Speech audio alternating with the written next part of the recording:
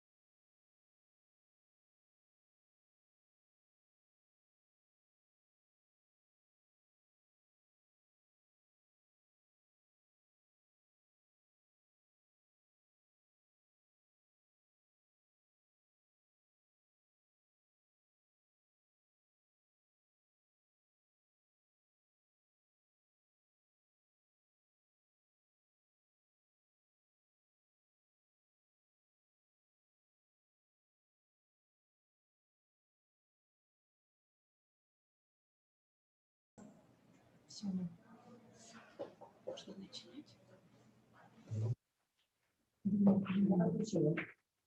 начинать.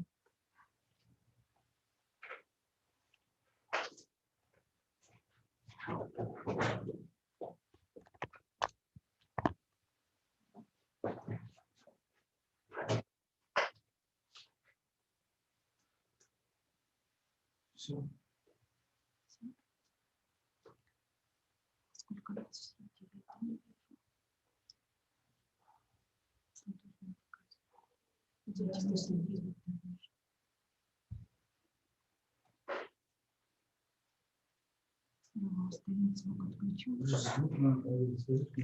раз, раз.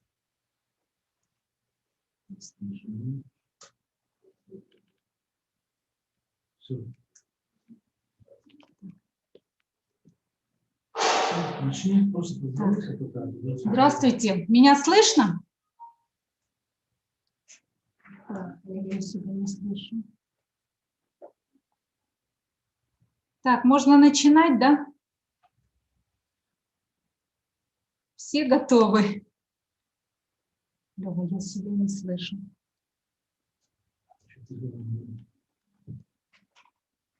Раз, раз.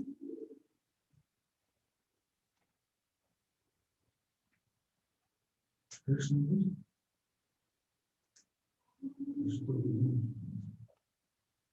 Скажи добрый день. Так, мы проверяем микрофон. Не слышу.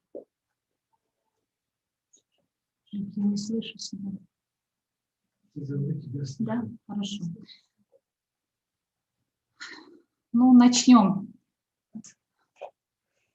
Здравствуйте, уважаемые коллеги, уважаемые спикеры. Мы рады приветствовать вас на международной научно-практической онлайн-конференции АПЕЧ. Меня зовут Кама Беглава, я модератор конференции. Для системы образования во всем мире ситуация, связанная с COVID-19, стала серьезным испытанием. И мы в этом смысле не стали исключением. Образовательные структуры учатся работать в новом формате, а модель смешанного обучения из перспективы становится реальностью. Основные элементы образовательной системы страны, школы, колледжи, вузы, были не готовы к работе в онлайн. Они начали лихорадочно адаптироваться к новым условиям, и, естественно, получилось это не у всех. Многие оказались не готовы из-за нехватки соответствующих компетенций, а также недостаточной технической подготовленности. Наша конференция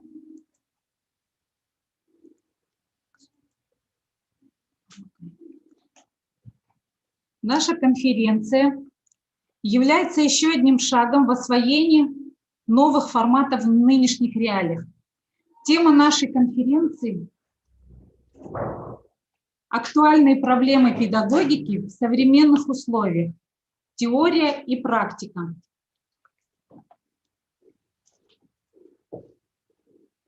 Так, меня видно?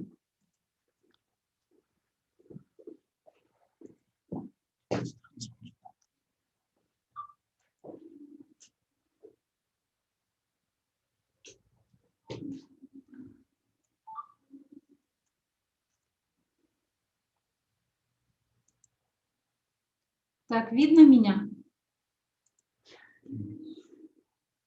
Презентация модератора. Все. Все? Так, все.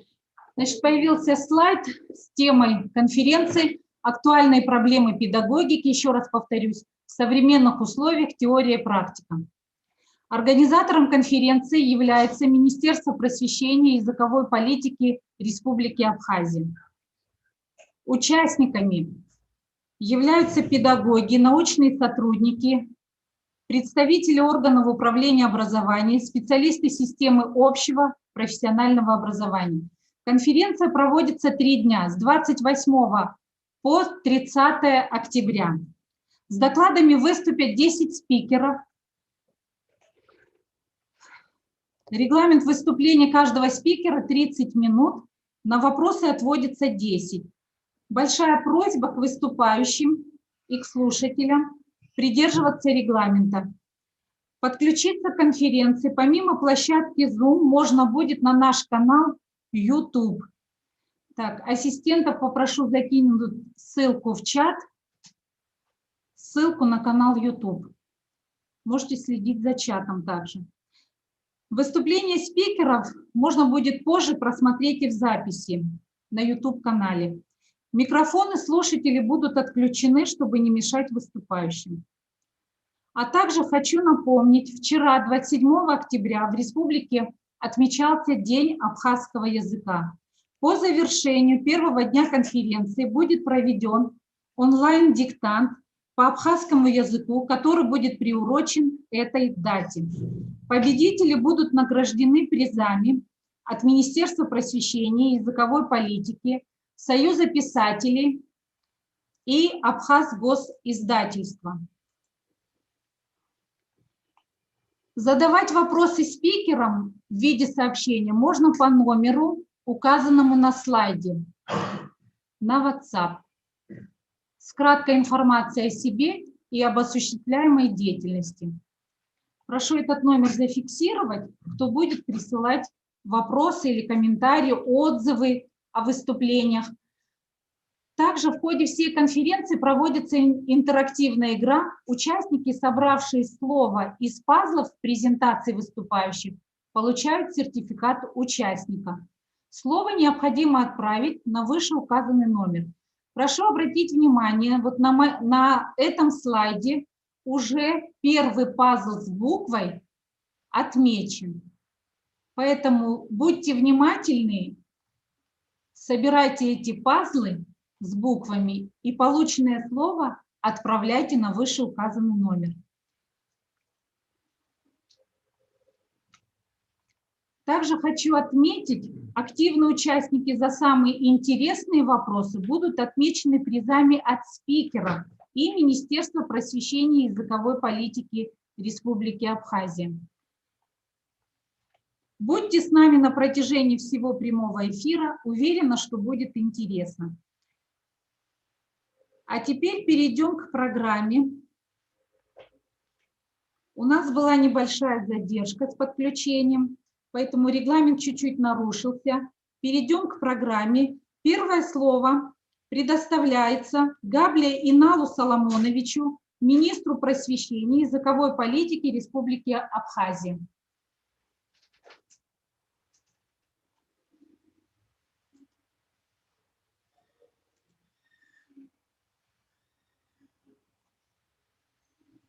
Инал Соломонович, вы нас слышите?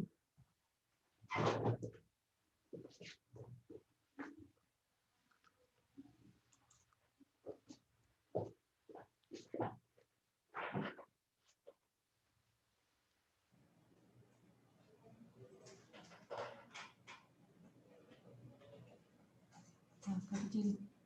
Сейчас я его Все. презентацию выключу. Это его. Его же не слышно. Инал Соломонович, вас не слышно.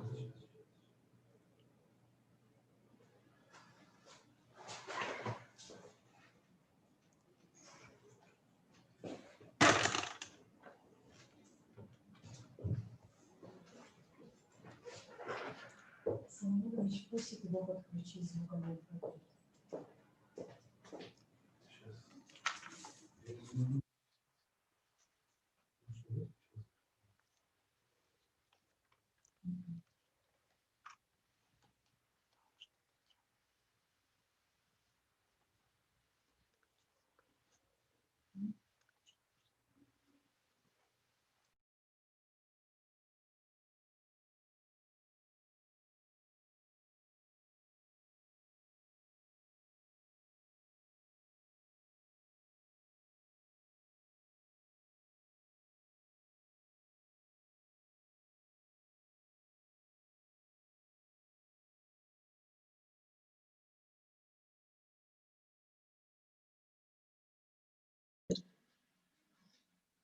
Zepa, gravamos Abidjan.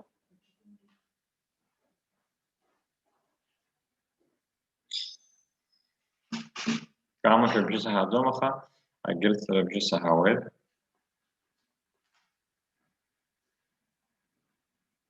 Яныхца руэ ачатаджа изахаво, сабжи захаво. Плюс аныхца бжи сахавет, велыскат.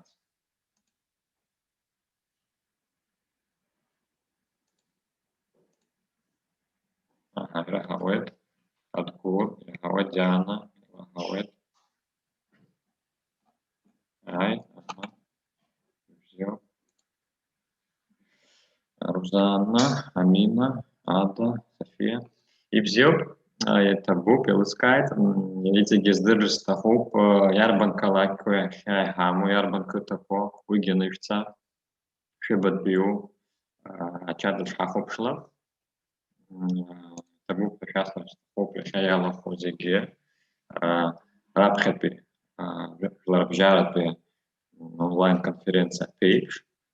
И Шифдервепши, Шилывка Вепши из групп педагогика, педагогика Здарака, Шенпи Хантезе, а теория практики Халачева Шенпи Хантезе, я нало технология, метод, азнейша, Сара, Схата, Салачева, то Ахархартака, а Сара система Ахархартака.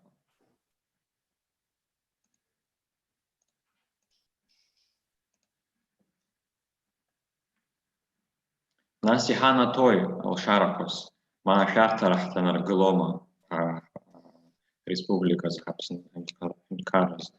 Убрига способ стахов, ресель хачаверт, вас старапа алария афишт, нас минут кялагдзена. Так.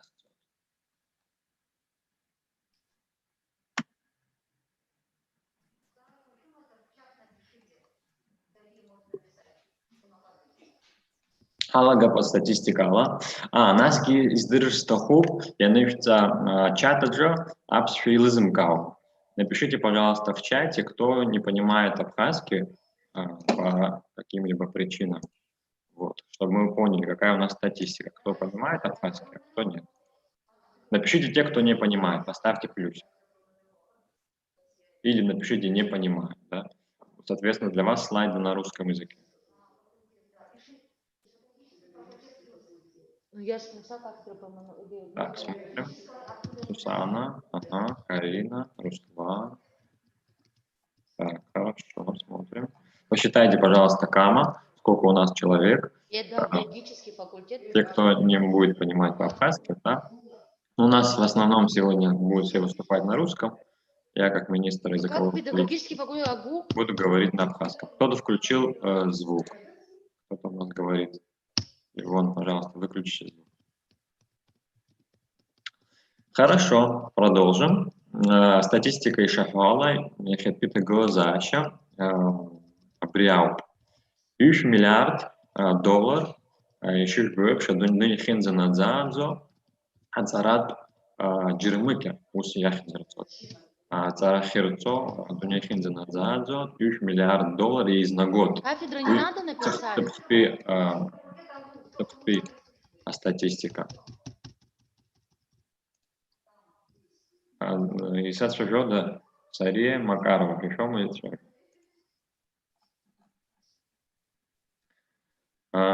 И бзёпуи яхнарботу брюзета глазаща, а до ней хцо. Хепи амты нало технологика, замчхак шитпа. Убре араб иду перахата джирмыка, ара макан халахуза. Ширк дервепш. Макан уюзал шара хамадзам, ашселадзам, макан хамцадзац. Убре онлайн цара х яхарфац. З макана алшара хамадзам. Хайтбех конференции и шилышка аво. Убре скуп. Хотела яхцарц, яхбарц, лучше его технологику. Харгех яхарфац. И слышуксы, процент кятсла убре джермыка хай шартфа.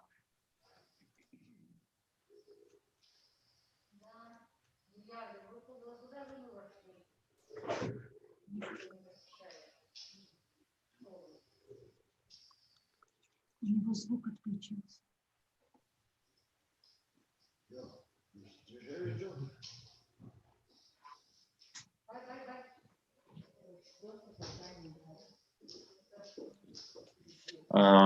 Иҵегьы сот статистика ишыжәдыруеиԥш Урыстәыла ижәижәаа миллиард иреиҳауп убри аџьармыкьа ҩнызқь ижәаа шықәсазы убыс иаҳнарбоит астатистика жәаа-зеиԥш ашықәсазы убыс ирыԥхьаӡеит. Насгьы ишыжәдыруеиԥш иахьатәи аамҭазы ковид зеиԥш захьӡу ачымазара шкы школахь имцар убри аҭагылазаашьа ҟанаҵеит. Миллиардки фышә миллион иреиҳауп ацыҩцәа иахьатәи аамҭазы ашколахь имцо. Ҩышә-нызқь иреиҳауп ауааԥсыра есышықәса Урыстәыла ирҭаху убарҭ рҩыза специалистцәа атехнологиақәа здыруа еилызкаауа убарҭ азанааҭқәа есышықәса убри ауаа ирҭахуп. %5% шеилышәкаауеит шәшьапқәа еиԥш иахьа ахәыҷқәа макьана изҿым аус жәашықәса рышьҭахь убарҭ усқәа ирылагоуп. Убри азы ҳазхәыцырц сҭахуп ҳара убриза стратегиа ҳамоум убарҭ азанааҭқәа разыҟаҵараз убригьы азҵаара ду.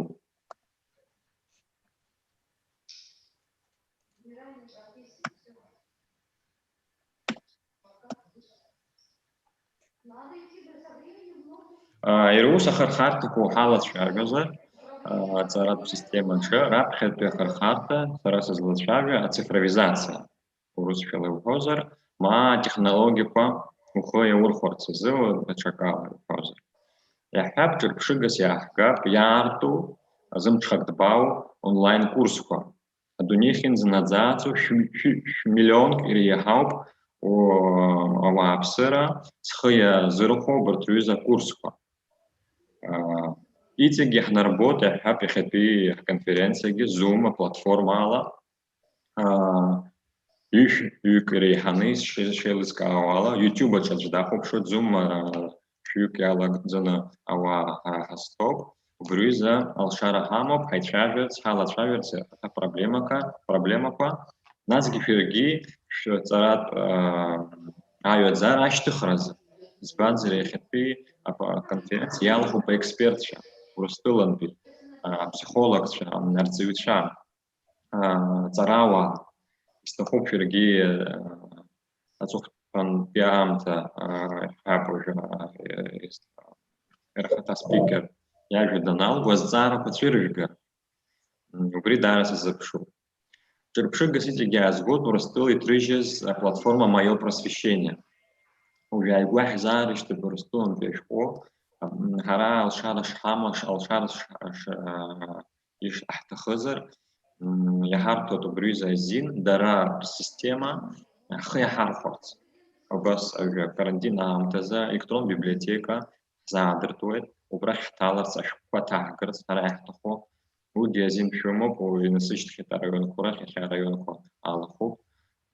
Ԥсыхьанӡа наӡааӡо азин шәоуеит, алшара шәымоуп, убра шәҭаларц, иҭышәҵаарц, нас онлайн урокқәагьы мҩаԥыжәгаларц, уагьы рҩыза азин шәоуеит. Насгьы ааигәа иаҳзааырҵеит аплатформа UNICEF. Урҭгьы даара џьабаа рбеит, иаҳдырбароуп иҳахәарц азы убри рплатформа иаҳӡоуп Moodle. Уигьы ааигәа апрезентациа ҳзаарҵеит, ҳазыԥшуп, иалаҳгалар ҳҭахуп.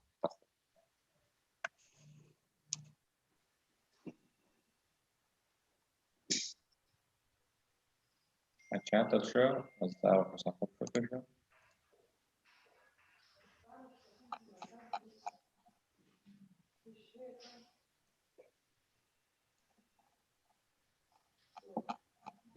Аҟәа избоит АГУ педагогический факультет. Ибзиоуп. Неws аҩбатәи ахырхарҭа атенденциа.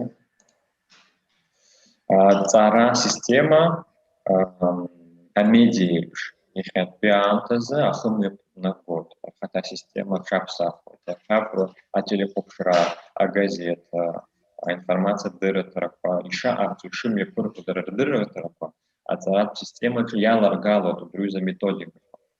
Иаҳҳәап геймификациа, уи англизбызшәоуп, урысҟан ԥсышәала иуҳәозар архәмарра, ахәыҷы ирхәмарра. Аҵаратә система аҿы убыс методикақәа цәырҵуеит, аурок иалагӡаны, алекциа иалагӡаны, астудентцәа, арҵаҩцәа ирхәмаруа абас аҵара дырҵоит. Уигьы иҿыцу методикоуп, иахьатәи ҳконференциа уигьы алаҳгалоит убри аметодика, иахьа шәахәаԥшуеит апрезентациақәа, уа иагәылоуп анбанқәа. Убарҭ анбанқәа изыжәгар, нас ажәа алышәхыр, ара иаҳзаашәышьҭуеит, ишәоуит аҳаҭатә бӷьыц иахьатәи конференциак шалахо. Убарҭ рҩыза аметодқәа иаларгалоит адунеи хьымӡӷ-наӡааӡа ашколқәа рҿы, ауниверситетқәа рҿы убри аҩыза аметод. Storytelling, узахьӡу англизбызшәоуп. Ажәабжь еиҭаҳәара, ԥсышәала иуҳәозар.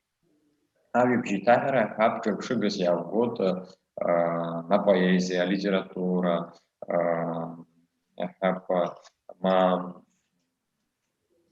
џьара иҟалаз хҭысқәа урҭ иалагалоит аурок аҿы, алекциа аҿы иаҳа иазҿлымҳахарц ҳәаҩцәа, иаҳа бзиа ирбарц, иргәаԥхарц ирахаҭатә аҵаратә процесс. Иҵегь иаларгалоит асценариақәа.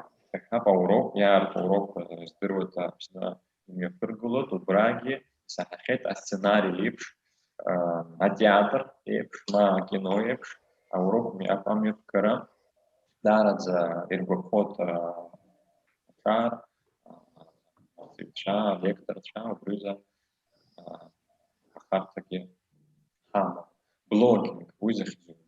Иахьатәи аамҭазы аҵаратә системаҿы аус зуа, зыхьӡ ҳараку, адунеиаҿ зыхьӡ рдыруа алекторцәа, аҵарауаа иҟарҵоит убри аҩыза аблог. Уи ахьӡуп иаҳҳәап аиутуб аҿы амҩаԥгара алекциақәа, убрахь иҭарҵоит ауаа иаҳа ирдырырц, ирбарц, иргәаԥхарц. Избан? Иаҳҳәап аҵаҩы ауниверситет аналихуа, ашкола аналихуа, иус ахьӡ алакәӡам ишалихуа. Идыруеит абри ашколаҿы, абри ауниверситет аҿы абри аҩыза арҵаҩы аус шиуа, избанзар дибахьеит. Инстаграм аҿы, фейсбук аҿы, ютуб аҿы, убра ишымҩаԥыго илекциақәа игәаԥхар, убри ашкол ахь днеир иҭаххоит. Убри аҩыза ахарҭа иахьаиҳабоуп адунеи хьымӡӷ-наӡааӡа. Насгьы иоуп авиртуалтә технологиақәа. VR, AR ахьӡуп англизбызшәала, virtual reality or augmented reality. Ԥсышәала иуҳәозар, ула ихауҵоит иубоит ателефон аҩныҵҟа, убри узхәаԥшуа аҩныҵҟа аинформациа убыс ирхәмаруа визуалла иҿыцу аинформациа. Иаҳа еилукаауеит, иаҳа иҭуҵаауеит аҳәап адунеи уҭуҵаар уҭахызар, аԥсабара, убра иунарбоит, иуҭанаҳәоит, ушәбахьазар ҟалап, абас абласаркьа еиԥш иухауҵоит, уа иунарбоит убри ахаҭа аинформациа иунарҵоит. Иарбан темак, лекциак убра узызырҳәало. Иоуп иҿыцу анаплакқәа убарҭ атехнологиақәа зхәы иазырхәо, иаҳҳәап аҵара дзырҵо. Уажәы ааигәа иҭыҵит Яндекс ашкол, сыздырам ишәаҳахьазар ҟалап, убригьы ҳхы иаҳархәарц сҭахуп, ҳахәаԥшырц, ирысҭахьеит аҵааҳара аспециалистцәа иахәаԥшырц. Апрограмма ианаалома, Урыстәыла хьымӡӷ-наӡааӡа арҵаҩцәа ҭоуп, ирбоит аус шауо, аҩны ишьҭоугьы алекциақәа, аурокқәа изыӡырҩуеит, даара иманшәалоуп, са схаҭа даараӡа избыԥхеит, Яндекс икнажьит. Убысгьы егьырҭ анаплакқәа, акорпорациа, Google, Facebook, аҵаратә система иадҳәалоуп. Избанзар ирбоит ауаа ишырҭаху, иаҳа иазҿлымҳауп, убри аҩыза аамҭа ҳҭагылоуп, аҵара умҵакәа ԥхьаҟа узцаӡо. Ахԥатәи ихырхарҭа ауаа рзы, уи иаанагои P2P, people to people. Уи иаанагоит уара ухаҭа урҵаҩымзар, аԥышәа умамзар, аҵара дурҵар улшоит. Иахьап инстаграмаҿы уа иҭауҩлар улшоит, ютубаҿы уара ухатә лекциақәа. Убри аҩыза атенденциа, убри аҩыза ахырхарҭа иахьатәи аамҭазы даара амҽхак қәа. Иоуп онлайн-платформақәа, арахь ҵқәануп, Skillbox, Coursera, дунеиаҿы даараӡа ахьӡ бзиоуп. Coursera шәаргьы шәҭалар шәылшоит, уа зыхьӡҳараку университетқәа рлекциақәа мҩаԥыргоит, иаҳәап Стэнфорд, Гарвард, Урыстәыла еицырдыруа МГУ, уа иҭарҵоит дара рлекциақәа, Аԥсны шәшыҟоу, дара рлекциақәа, дара ркурсқәа шәахысыр шәылшоит.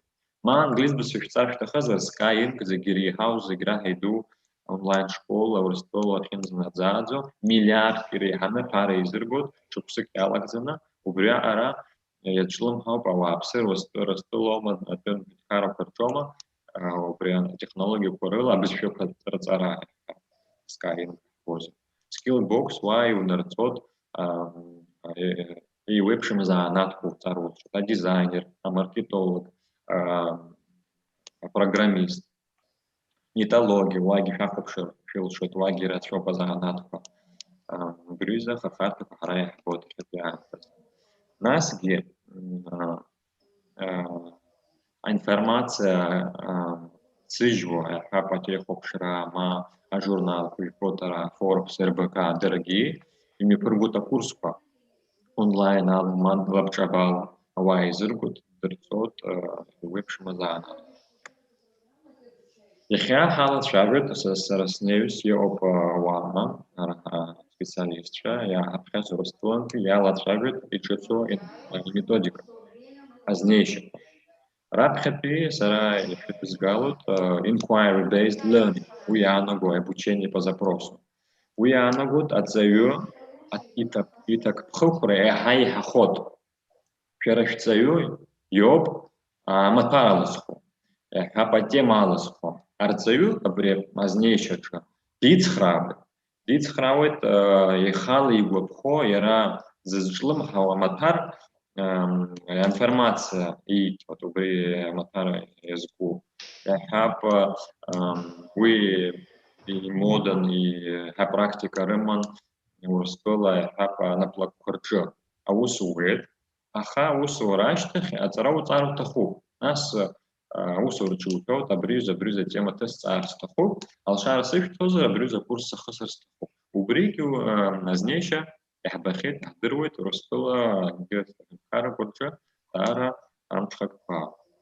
Иахьагьы Урыстәыла сынтәа иалацәажәахьеит аҵаратә салонаҿы, Москва имҩаԥысуа, иааиуа ашықәсазы убри азнеишьа аларгаларц рҭахуп. Аҵаҩы ииҭаху, ииҵарц, ииҭаху амаҭәар, ма аматериал иара ихала иҳәаларц. Урыстәыла азхәыцрагьы алагахьеит. Ҳаргьы ҳазнеирц сҭахуп иахьынӡaalшо, аҵаҩ иахь ҳхы нарханы ҳиазҵаарц, иара игәы иҭоит, иара иаҳа дзызҿлымҳау ҳәа абас ҳазнеирц сҭахуп. Иоуп даҽа знеишьак, даҽа методк, перевернутый класс, flipped classroom, уи аанагоит. Уи аанагоит аҵаҩы акласс аҿы дазыӡырҩӡом лекциа, дазыӡырҩӡом рҵаҩы еиҭаиҳәо. Ихала иҵаны, аҩны адҵа иманы убри иҭиҵаз, аурок ахь днеиуеит, акласс ахь днеиуеит, нас убра иалацәажәоит, асеминар еиԥш иалҵуеит. Асеминар еиԥш иалҵуеит, аҵаҩы далацәажәоит азҵаарақәа ыкрааҟазар, абас дразҵаауеит ацыҩцәа. Убри аҩызагьы азнеишьақәа. STEAM, уи аанагоит. Science, Technology, Engineering, Arts and Maths. Англизбызшәа здыруа еилыркаауеит. Анаука, атехнология, инжиниринг, аҟазара, аматематика. Убри зегьы идҳәаланы, убри аҩыза аметод рыӡбеит ашколаҿы аурокқәа амҩаԥгаразы, убри аҩыза азнеишьала. Уигьы ҳахәаԥшыр сҭахуп, уигьы ҳахәара ауеит. Избанзар хаз-хазы иаҳҵоит абиологиа, аматематика, афизика. Аха иахьатәи аамҭазы убырҭ шеиԥшу, убырҭ амаҭәарқәа џьарак инуӡо, иаҳа уазҿлымҳахот, усгьы агәаанагара ыҟоуп. Blended learning, Кама Бигәааԥ ҳаԥхьа далацәажәахьеит, уи захьӡуи, иаҳҳәап иахьатәи аамҭазы, акарантин аамҭазы убри ауп метод SEO. Хучик и уцот онлайн, ала, хапам такала. Наша школа шунеевит. Ваги уцот, ваги цара уцот. Ахуяште хапа школа амтазма, пшарам шкурам таза, и тигиахти уцот процесс. А курс корпус свойт ма зумалову цую уячу жота убрюги, а знещел. А джибжиса хавает Ливон. Ливон, я чей-то слышу голос фоном. Смотрите, пожалуйста. Нет, ты мешаешь. Параллельно со мной разговаривает. Кама, вы, наверное, разговариваете. Нет, я просто Ливону подсказала, чтобы он отключил тех, кто мешает. Ну, свой тоже выключите микрофон, Хорошо. чтобы не было фона. Не ученик для программы, программа для ученика. Уялись феристахос, эти мечта хорошо расшнивает, а ты загудзам, а программа за акцию, хэппи-амта, ну, а программа, а ты зок и за акцию. Упри азхуцроп, Ерейто, Ерейгуито, Ерейбуйхатра зыкуи, Анчаилайца, Ярбан Матару, Хайнала, Убысет, и Хинзалшо, программа Алар Зигирзейпшу, Ахадасу, Итиги Хаилшо, Убриет Запаитана, Убрю за программы по литературе, Абсвободшечу, Агиртамат Маркорча, Убрю за Алшара Рахтароп, Рахцевича, и Лыргарс. Ашрухопшо, Дараиртахо, Илахкарт Шахтахо. Брюза знейша, Ферчапчи Назгод, Фесхоцерстахо, Ванна Гарасахарска. Наски Йоп, Брюза, Ахтен Лизбезшала, Lifelong Learning. Уянагод, Юнис, Шта, Чуцо Фишукса, Виктор Фишукса, Глуп, Бриам, Таз, уцарат процесс анукалар азинумат. Хауцарут тахыз. Упрезы, а школа, университета, хочбах, чистахоп, упрез, асча роудс, и сымша царар сартахарц. Агвахра роудс. Азар кусымшары рымазарц. Упреза скутсра, упреза гуана грасыму, упреза знейша. Дуния хензанадзадзу. Избод, хап Европа, брюза философия рому, брюза знейшая рому. Алшара руртот. Я дазуста за лайк, я цара и цара тахозар, а том черах сама, а уси иома, а цара шуцо, и дербот, и рахаует, абас, ханам клароп, цара процесс. Ахера ассоты ха Субжи захаво, YouTube, чема Zoom, чема нас уяшни хадыра тараяхопшо, а видео сам тараяхопшо. А бартазарова ртак зафиштец. Электрон почтала, ма WhatsApp, короче, гуанага. А директор чапха, ахер астотер ацивичачо. А бартазарова фисхуцерс нас фишгуанага сахарстахон. Ярбаны зигирихава хакку харайхаму хитаантас. Зашто да и хаяхаджа. Ярбан бюхатро, яхарчу, яхара, рахата, яхарчуома, сарапацехачу. Аусада хулома. Убрюза царапа, хитскялакзана, и взи озеро, саратабук пешасхот, садхарстахук, нас уяштах, а конференция аштах и захагот.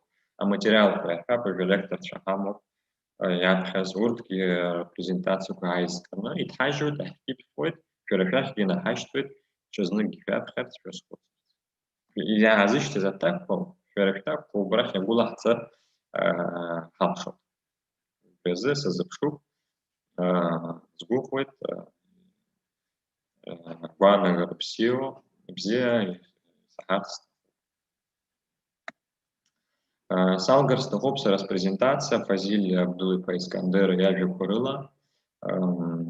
Сип шахату, аха идеге асхуцер, хапа дазуста да уйбзе.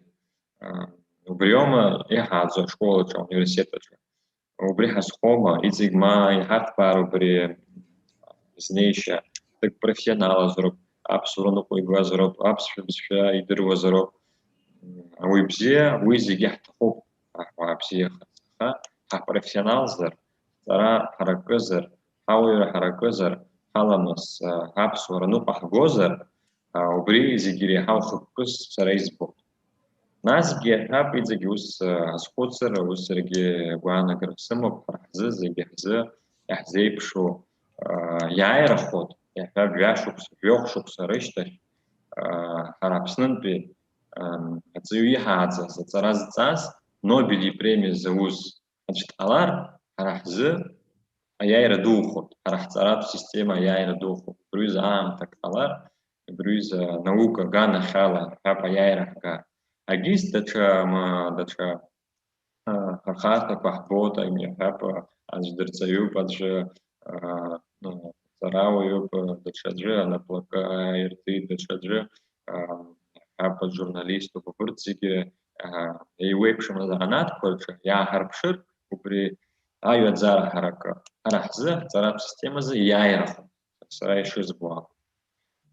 И табу, бэха из зидзирюз, аман фяларабзе, что-то бубзера, ихапиам тазы, истахоп, мускакара, рыштах, убрюзя конференция, мьюпахагара, халапчабала, джарак хайзена, хапу, я анаамта, пицунда, арцюча, Нейзергус, Браги, как были конференции Мифах Крастахоп, один хаур, потом когда Алла будет узкие, уже созапшу перофизцарапа, а чата что, сабханут.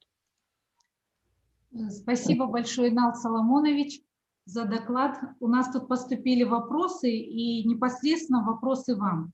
Первый вопрос. Скажите, пожалуйста, как вы оцениваете состояние в момент в связи с эпидемиологической обстановкой? Просьба, пожалуйста, мы чуть нарушаем регламент, как-то более быстро как-то ответить на вопросы. Еще раз повторить вопрос вам? Да, повторите. Как оцениваете состояние образования в стране на данный момент в связи с эпидемиологической обстановкой? Это первый вопрос. Отвечу так. Я оцениваю невысоко, потому что мы не готовы к карантинным мерам, да, наш образовательный процесс останавливается, и поэтому оцениваю, конечно, негативно. Да, но чтобы мы к этому были готовы, к любому, да, стечению обстоятельств, это карантин, это что-то другое. Да, мы должны быть готовы к переходу на другой формат. Поэтому мы стараемся проводить такие вот мероприятия сегодня, например, да, чтобы мы привыкли к этому формату и могли его использовать тоже. Вот. Конечно, наша цель ремонтировать школу, чтобы дети ходили на уроки. Это самое лучшее, когда ты видишь ученика перед собой. Это приоритет. Вот. И, как сказать, на сегодняшний день, да, во время карантина мы показали себя, конечно, с не самой лучшей стороны, в отличие от других стран, которые справились с задачей, которые уже давно, уже более 20 лет пользуются технологиями, да. Например, Эстония, вот у нас был пример из Эстонии, они уже 20 лет как имеют электронный дневник или электронную школу. То есть они ходят в школу обыкновенно, но у них есть ресурс, на котором они могут посмотреть домашние задания, увидеть свои оценки и так далее, и так далее. Хотя и Эстония не справилась. У них были, конечно, во время первой 2 недели карантина, у них была паника. Но они были больше готовы, чем мы вообще не готовы. Поэтому я хочу, чтобы мы к этому готовились, техникой обеспечили наших педагогов, школы, это мы уже начали делать. То есть собираем откуда только можно, кто нам поможет, будем рады. Вот. Ну и за счет своих средств, конечно, тоже. Вот. Иван Соломонович, вот тут в продолжении этого вопроса поступило еще много вопросов, но мы как-то объединили и хотим задать. Нынешний переход на дистанционное обучение под вынужденной временной мерой в дальнейшем будет постоянной формой обучения? Вот многих интересует это. Нет, конечно, не будет это постоянной формой, я уже выше сказал. Наша цель преодолеть кризис, да, пандемии, чтобы мы не болели. А сейчас мы болеем, к сожалению. Педагоги, дети, родители. Почему? Не соблюдаем меры, не моем руки, надеваем маски. А если будем соблюдать все эти меры, держать социальную дистанцию, дезинфицировать классы, умываться. Очень много где, конечно, старались и в школах, и в университете, но этого, значит, не хватило. Были классы переполнены, вот, соответственно, не справились с нашим указанием школы, да, и это вызвало рост заболеваемости. Поэтому пришлось закрыть во время школы, чтобы это число не увеличилось в разы. Поэтому, соответственно, это первая задача. Да, в новых условиях вирус пока никуда не уденется, пока, скажем, не изобретут вакцину или не выработается иммунитет. Поэтому это может продолжиться, и время терять нельзя. Я знаю уже, что некоторые школы экспериментируют и проводят онлайн-уроки, и хорошо.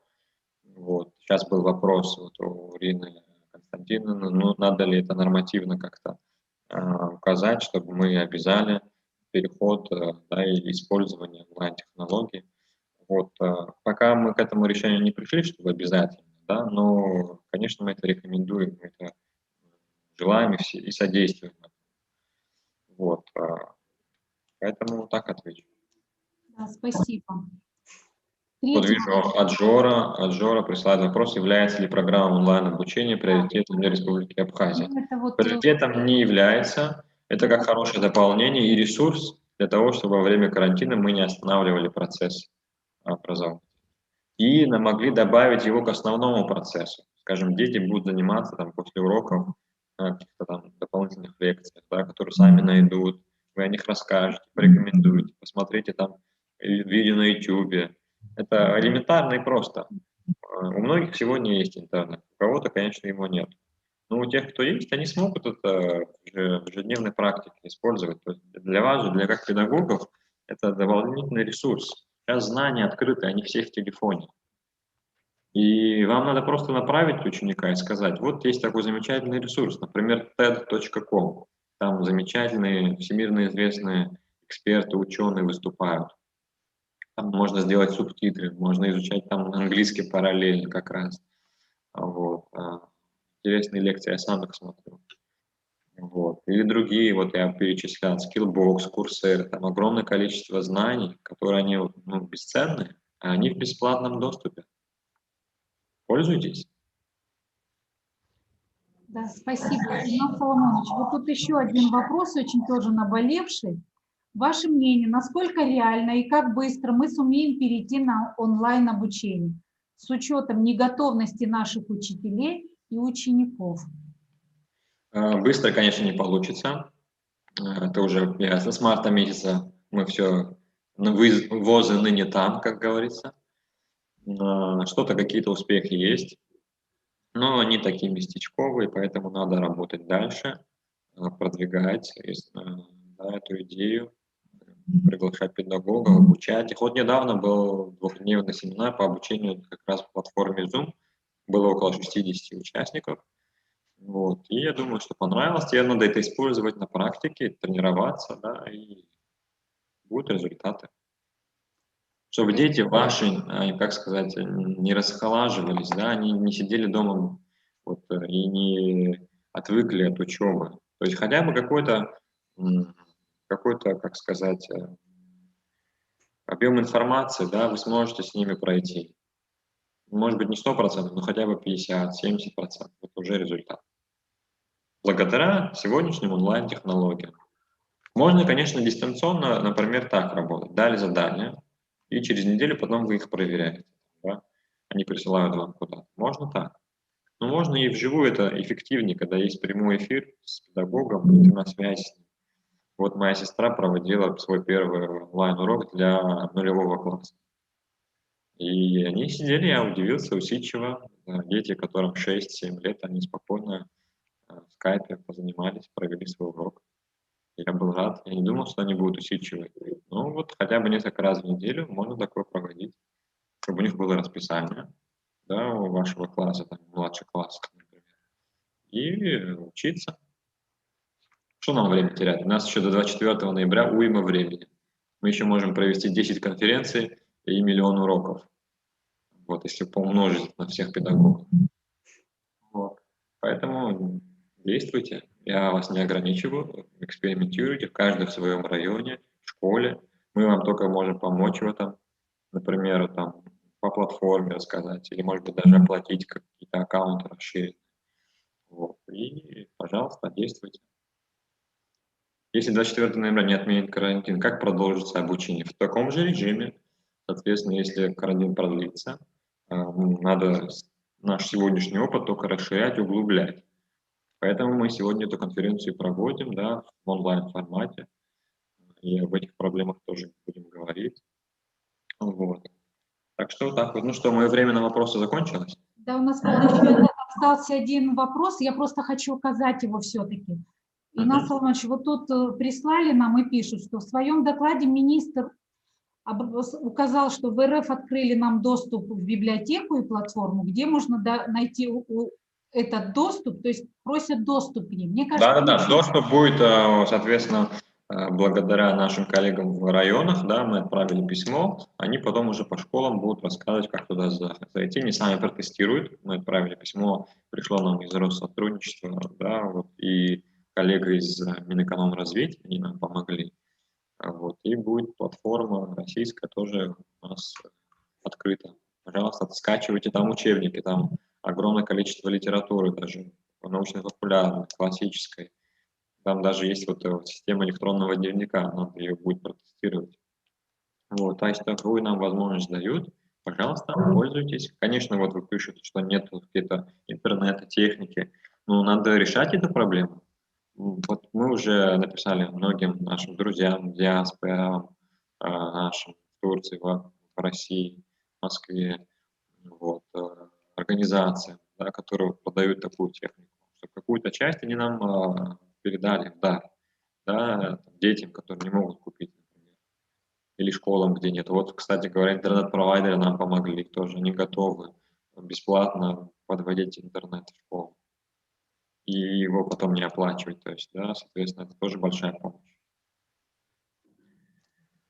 Вот так вот отвечу на этот вопрос. Спасибо большое, Соломонович, за выступление, за ответы на вопросы. Хинзал, чтобы софилоги, уросфилоги, я лагдзену, басу и бешак, рыла так асон, илызм каос шаас спет, табу. Ануишки конференция Анза, квар стахук чезны гивен ханги реус штахалагет ян хашда. Абзерес табу. Абзерес табу. Действительно, это наболевшая тема цифровизации образования. Но, как вот сказал Инал Соломонович, без труда у нас ничего не получится. Бояться это ничего нам не даст. Нам надо ломать какие-то стереотипы, трудиться, учиться этому. И я думаю, что это получится. Спасибо большое. Так, следующий по программе. Следующий спикер Челышева Юлия Вячеславовна, но по техническим, да, по техническим причинам она вылетела из платформы Zoom, поэтому я попрошу, она попозже подключится к нам. Сейчас я попрошу и предоставляю слово Максимовой Наталье Вячеславовне, директор Центра карьеры НИТУ МИСИС, занимается подготовкой к трудоустройству, развитием компетенции и лидерства, более 20 лет в управлении персоналом металлургических компаний. Направление высшее образование. Наталья Вячеславовна, вы меня слышите? Да, я вас слышу. Здравствуйте. Вы меня хорошо слышно? Да, прекрасно. И видим, и слышим. Я рада вас видеть еще раз. У нас тут чуть-чуть получилась такая заминка в самом начале. Мы уже в регламент не укладываемся, но будем стараться уложиться. Хорошо, я постараюсь тоже. Да, свои 30 минут. Да. Добрый день, коллеги. Спасибо большое и вашему министру и Республике Абхазия за приглашение принять участие, потому что я в этой теме на самом деле очень давно. И в моей жизни был такой случай, когда я руководила учебным центром комбината и параллельно руководила филиалом Государственного университета Уральского политеха в нашем городе, где находился комбинат, и столкнулась напрямую с проблемой той, что готовят, да, и что ожидают работодатели. И этот разрыв, он до сих пор еще большой, Но вот после большого опыта в металлургических компаниях было принято решение, и я работаю сейчас в НИТУ МИСИС, руковожу центром карьеры уже 8-й год, и для меня это, можно сказать, вот та самая актуальная проблема, и я бы с вами сейчас поделилась. Я могу делать демонстрацию экрана и открыть свою презентацию себя. Да, можете, пожалуйста. Сейчас она у меня открывается. Вот, потому что в этой теме очень много вопросов актуальных. Мы тоже сейчас прямо очень много этим занимаемся. Почему-то не видит он меня. Сейчас попробую еще раз. Вот. Ага, вот демонстрация экрана. Не хочет он мне почему-то открывать ее. Доступ вроде дали, но я ее... Наталья Вячеславовна, мы переживали, что только у нас какие-то неурядицы. Дело в том, что сейчас я тоже нахожусь на конференции, и он, видимо, через связь, а я не подумала, что нужно проверить. Так. У нас здесь тоже конференция идет в Сочинском университете государственном, и мы как раз обсуждаем, здесь собрались центры карьеры, больше 30 университетов, которые здесь присутствуют, и остальные в онлайне, и с Министерством образования России обсуждаем вопрос как раз подготовки к трудоустройству, и, собственно, как подготовить ребята, на какой стадии. Вы знаете, у меня почему-то мой ноутбук не хочет включить демонстрацию, просит системные настройки, и насколько быстро я это сделаю, даже не вижу сейчас. Так, у меня... Ага, вот может быть... Он говорит мне выйти из конференции, чтобы сделать системные настройки. А моя презентация у вас открывается? У вас ваши могут? Я презентацию отправила Сейчас мы открыть. попробуем тоже, сейчас попросим. Может быть, они смогут листать. Вы нам ее так будет присылали, быстрее. да, на почту? Да. Просто так будет быстрее, потому что мне придется выйти из конференции. Сейчас нам перешлют тоже. Сейчас, Наталья Вячеславовна. Вроде бы связь проверили, а презентацию не запустили вовремя. У меня просто тоже через буквально час следующий доклад вот на Министерстве образования у нас. Сказали. Но у нас, Да, у нас там другая тема. Мы предлагаем автоматизацию карьерных сервисов, чтобы на самом деле нам освободить руки, потому что мы в очень большой нагрузке. И как отследить портфолио студента, как отследить развитие его компетенций, реально востребованных работодателями, в ручном режиме это практически невозможно. А учитывая пандемию, это вообще просто невозможно. Нагрузка на всех очень большая. И поэтому мы тут уже как бы идем вперед, есть предложение, я потом с вами поделюсь то, что мы предлагаем. Получается, нет открыть презентацию? Будем ждать. Так. Потому что у меня на компьютере все открыто, но я не могу ее запустить, к сожалению. Мне прям извините. Подождите, может быть, откроется. Запустили демонстрацию. Вот, наверное, мне системные настройки кто-то дал. Сейчас видно, нет? Видно экран, коллеги?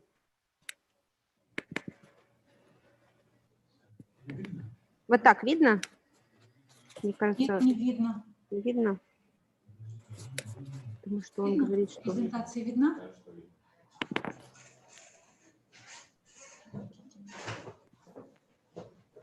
Все, видим. Видно, да? Все, тогда я видим, открываю, Наталья значит, получилось. Ага. Сейчас. Вот такой, вот. Знали ли мы, что нас ждет такие условия? Еще весной мы, наверное, не думали, что нам придется так жить. Получилась демонстрация, видно? Могу так покрутить, Отлично, все видно. Как же определить приоритеты построения профессиональной траектории студента?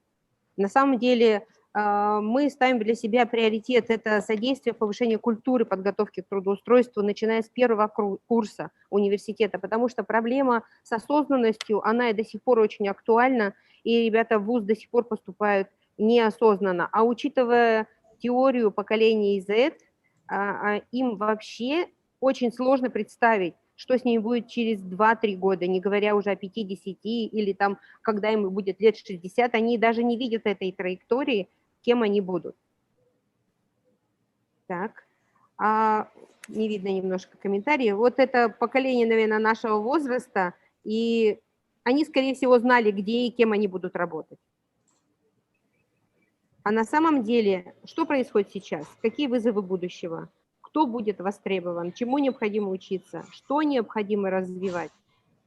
Еще буквально года 2 назад ключевыми компетенциями, я каждый день тоже их, постоянно их актуализирую, смотрю, что меняется, потому что у каждого работодателя своя модель компетенций, свои приоритеты, но в целом они на поверхности. На первом месте все-таки системное мышление, все-таки базовое образование выходит на первое место на данный момент. Межотраслевая коммуникация. Сейчас очень сложно отследить четкий учебный план. Невозможно сказать, что ребенок, который учится, допустим, на металлургии, он будет работать металлургом. Ведь в одной группе металлургов может вырасти и генеральный директор, может вырасти директор по персоналу со знанием металлургических технологий, может вырасти журналист, который будет работать в журнале «Металлы и сплавы» и писать о металлах и сплавах, может вырасти продажник, который будет продавать металлы и сплавы, и он должен знать, что он продавать. Поэтому межотраслевая коммуникация очень высока, и сейчас очень много идет споров, а что такое по специальности или не по специальности. Скорее всего, по специальности в нашем понимании это когда человек использует те ключевые навыки, которые ему необходимы для той работы, где его приняли, в соответствии с его образованием. Очень востребовано управление проектами и процессами. А все ли дисциплины в учебных программах построены поэтому вот с учетом этих востребованностей? Работа с IT-системами, она настолько выросла, что многие работодатели говорят, что любая специальность должна сейчас иметь у себя, любой выпускник по любой специальности тоже иметь навыки работы с программированием и с IT-системами. Конечно, клиентоориентированность, конечно, умение презентовать свои идеи, проекты и себя в том числе. Ключевой компетенцией является умение работать в команде, умение ее собирать, управлять, поддерживать мотивацию, в том числе уметь поддерживать свою собственную самомотивацию. Ну и, конечно, очень актуальна эта работа в условиях неопределенности. Никто не знает, сколько нам, часто задают вопросы, там, а сколько времени вы тратите сейчас на удаленке? Да, мне кажется, мы работаем на удаленке вообще 24+, и не можем выйти из этого рабочего процесса. Конечно, мультикультурность и открытость. Даже в нашем университете больше 26% это иностранные студенты из 70 стран. И уже недостаточно знать одного английского языка. Уже надо определять несколько языков и уметь общаться с разными культурами, и быть открытыми к обмену опытом и знаний. Нужна здоровая конкуренция. Нет смысла закрываться от элементарных вещей, и нет смысла изобретать заново велосипед. Если у нас что-то есть у кого-то круто, давайте делиться. Ну и, конечно, это для меня вообще одна из самых ключевых компетенций, в первую очередь, осознанность. Если ты понимаешь, чем ты владеешь, какие у тебя сильные стороны, если ты понимаешь, чего ты хочешь, легче двигаться вперед. Ну и коммуникация в целом, потому что навыки общения, без них, наверное, сложно. И есть в этом направлении большая сложность в том, что многие сейчас сидят в гаджетах, и вроде бы мы как научились писать деловые письма, отслеживать и работать в соцсетях, но мы разучаемся общаться человеческим языком. Возникает очень много рисков конфликтов. Вот здесь тоже нужно это обращать внимание. Итак, все-таки, что же такое подготовка к трудоустройству? Я для себя ее выставляю в 4 этапах. Это в университете формирование базы портфолио студентов, понятного портфолио, не так, как вот у нас там бывает, да, что настроены портфолио студентов только для них, не для них. Портфолио студента нужно такое, чтобы его могли работодатели оценить. Повышение осознанности студентов при построении профессиональной траектории. И эта траектория может меняться не только по окончании какого-то учебного плана, она может меняться и в течение его обучения каждый месяц, в течение учебного курса, в течение жизни. Конечно, новая система и новые подходы к карьерным сервисам и мероприятиям. Их может быть куча, этих мероприятий, но давайте определим их эффективность.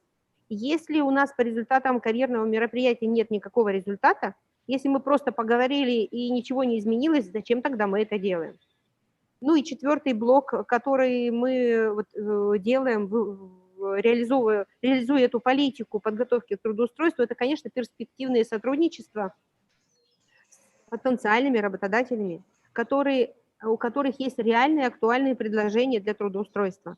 Если у работодателя нет актуальных предложений, вакансий, практики, стажировок, то почему тогда вуз должен тратить на бренд работодателя, который просто пропиарился, чтобы продать свою продукцию, но ничего не дать университету? Мы на это сейчас очень сильно обращаем внимание, потому что это все-таки время, деньги и люди. А как вы думаете, сколько минут уходит у рекрутера на оценку одного резюме? В больших компаниях рекрутер в течение дня может обрабатывать до 400 резюме. И на самом деле у него есть всего лишь 10 секунд на то, чтобы это резюме зацепило. Зацепило, значит, он его посмотрит. Не зацепило, будет warning. Что в резюме самое главное? Как вы думаете, что должно быть в резюме? Большая ошибка у массы студентов, что это условно перечисление его опыта работы, мест работы. Но это далеко не так. А когда нужно начинать готовить резюме? Это резюме, я еще не встретила ни одного человека, кто бы с лету в течение часа-двух смог подготовить свое резюме. Это большой труд, иногда двухнедельный, и даже, наверное, не меньше. И причем резюме нужно готовить под конкретную вакансию, а значит, нам нужно хорошее портфолио, в котором будет лежать информация, из которой можно собрать вот это продающее резюме. Ну и вопрос, когда нужно начинать готовиться к трудоустройству? Чем раньше, тем лучше. Если студент пришел в университет неосознанный, то, конечно, как только пришел, так сразу мы его берем в оборот и начинаем с ним работать. Но по-хорошему подготовку к трудоустройству надо начинать в школе. Профориентацию, знакомство с работодателями, выбор университета, выбор наставников, различные активности. Наверное, вот в западных странах, в Германии мы смотрели систему, там вообще с 4 класса определяют траекторию вот этих личных сильных сторон ребенка и помогает ему сориентироваться. Ну и вот, собственно, пирамида такого развития карьеры студента, когда он приходит в университет. Конечно, в первую очередь самооценка. Даем возможные тесты, чтобы он мог сам себя посмотреть, понять вообще себя, какие у него интересы, навыки, ценности. Потом провести исследование, а в какой сфере деятельности хотелось бы ему работать. Ну и, конечно, фокусировка. В какой организации хотел бы работать, что он умеет делать, чтобы работать именно там, чтобы им заинтересовался работодатель. Ну и уже основываясь на этих 3 ступенях, поиск работы, план действий, резюме, интервью, поиск, собственно, навыков, развитие навыков, которые востребованы в той или иной компании. Что я даю студентам? 13 главных вопросов для определения карьерных предпочтений. Я не буду все зачитывать, у вас останется презентация, чтобы сэкономить время и, может быть, ответы какие-то на вопросы, которые могут возникнуть. Поэтому я просто по-крупному назову, что для определения карьерных предпочтений важно разобраться в самооценке, в знаниях о работодателях, в стажировках или поисках работы, где и какие навыки нужны, ну и найти те самые актуальные контакты, чтобы связаться с уточнением вопросов. На той неделе буквально у меня был такой экспресс-поход по нашим коридорам университета, и я приставала к студентам, задавая вопросы. Вот если я директор по персоналу компании, какой бы вы вопрос мне хотели задать, чтобы вот узнать, где бы вы хотели работать? Компания известная, крупная, актуальные вакансии есть. И вы знаете, я подходила к магистранту 2 курса, я подходила к бакалавриату 3 курса и подходила к первокурсникам, был мальчик и девочка. Никто из них не смог ответить вот на этот вызов. Они не готовы задать вопросы работодателю, даже если он очень супер крутой. Они не понимают, куда ему хотелось бы дальше идти. На что все-таки обращать внимание нужно при выборе карьеры? В первую очередь, конечно, самооценка, это основа для выбора карьеры, но 3 аспекта – это самое важное, чтобы определиться вообще, куда ты хочешь прийти. Это интересы, ценности и навыки. Нынешняя молодежь, если какой-то один из этих аспектов будет отсутствовать в его профессиональной траектории, и он выберет работу, в которой будет один из аспектов страдать, он не останется там, даже если работодатель вложит в него там какие-то ресурсы, даже если будет высокая зарплата. Особенно поколение Z. Их не интересует 1 000 000 рублей даже если предложат ему, допустим, должность секретаря с огромной зарплатой, но это будет не его и не интересно, он ни за какие деньги не останется. Это вот исследование по ребятам. Что же такое интересы? Основной мотивирующий фактор в работе. Если работа интересна, то он будет получать удовольствие, будет находить время для изучения нового по данной тематике, будет развивать свои навыки. Для определения необходимо обратить внимание на все, что интересно в работе, в учебе, в волонтерстве, в отдыхе, в активности. Тут на слайде приведены ключевые вопросы для выявления этих интересов, и можете вы потом сами попробовать поисследовать, пообщаться с ребятами. Ценности. Какие же ценности обращают ключевые вот в этом направлении? Мы чувствуем себя наиболее комфортно, выполняя работу, когда действуем в ключе собственных ценностей. Для нынешней молодежи очень важно, чтобы ту работу, которую они делают, чтобы она имела какое-то даже, вот знаете, глобально мировое значение, что они делают это не зря, чтобы их слышали, и чтобы у них была свобода выбора своего режима, формата, графика. Вот она такая, и к ним нужно с этим подходом подходить. Навыки – это приобретаемые способности, вещи, которые мы делаем хорошо, и большинство студентов имеют больше навыков, чем они думают. Был такой пример, буквально недавно приходит ко мне магистрант первого курса и задает вопрос: помогите, пожалуйста, составить резюме. Я говорю, ну, я не буду составлять за тебя резюме. Возьми, пожалуйста, задай вопрос в интернете, там очень много в этом интернет-болоте, очень много материалов для того, чтобы сделать крутое резюме. Но он поленился, потому что заблудился. И я ему задала один вопрос. Вот скажи, пожалуйста, а какая у тебя сильная сторона? Ну, человек еще неосознанный, он еще не работал с этой темой, он говорит: я вообще балабол. Я говорю, так это ж круто. Значит, у тебя сильная сторона коммуникации, значит, тебе нужно искать работу и траекторию, связанную с коммуникациями и с общением. Вы знаете, мы с ним поработали где-то около часа. В течение недели он нашел работу, связанную именно с этой стороной. Но он думал, что это у него минус. А оказалось, что это у него огромный плюс. Основные советы, которые мы рекомендуем, это, конечно, учеба. Протестировать интересы с помощью курсовых работ, волонтерской, студенческой активности, найти наставника-преподавателя. Часто говорят так, что пока преподаватель ищет своего ученика, ученик не должен спать, он должен найти своего учителя, который станет для него наставником.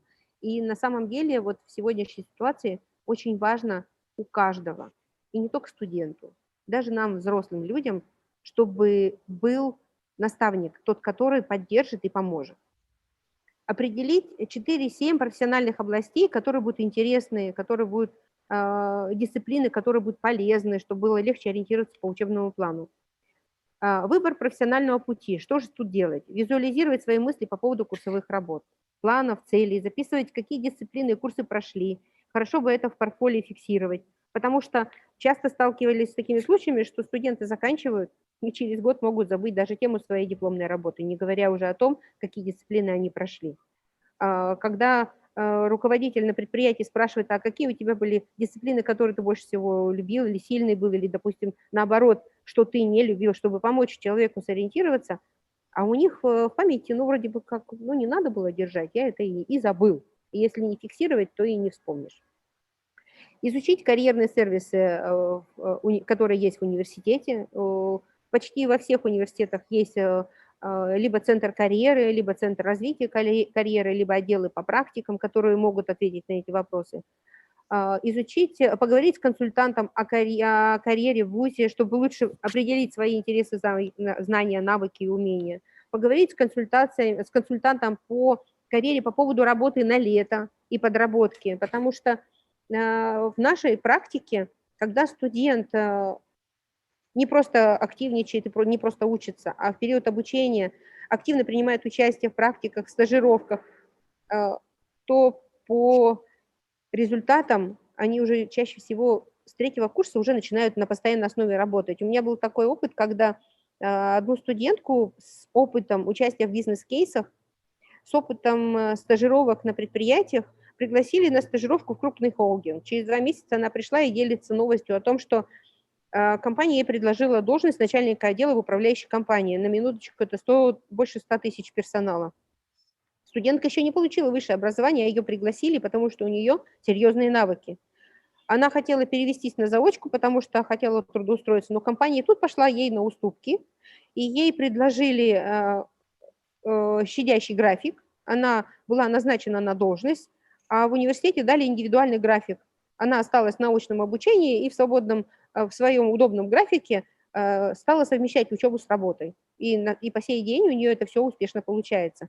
Но это, еще раз скажу, что этот человек просто четко понимал свои сильные стороны, ценности, навыки и сделала тогда понятный выбор.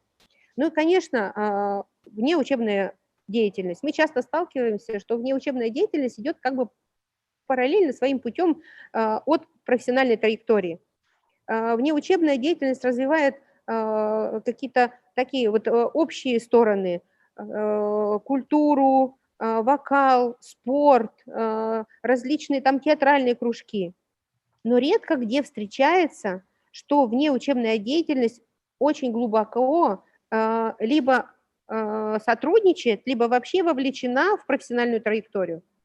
И тут бы хорошо бы развивать данное сотрудничество, и чтобы активности внеучебной деятельности больше были направлены как раз вот на профнавигационную деятельность.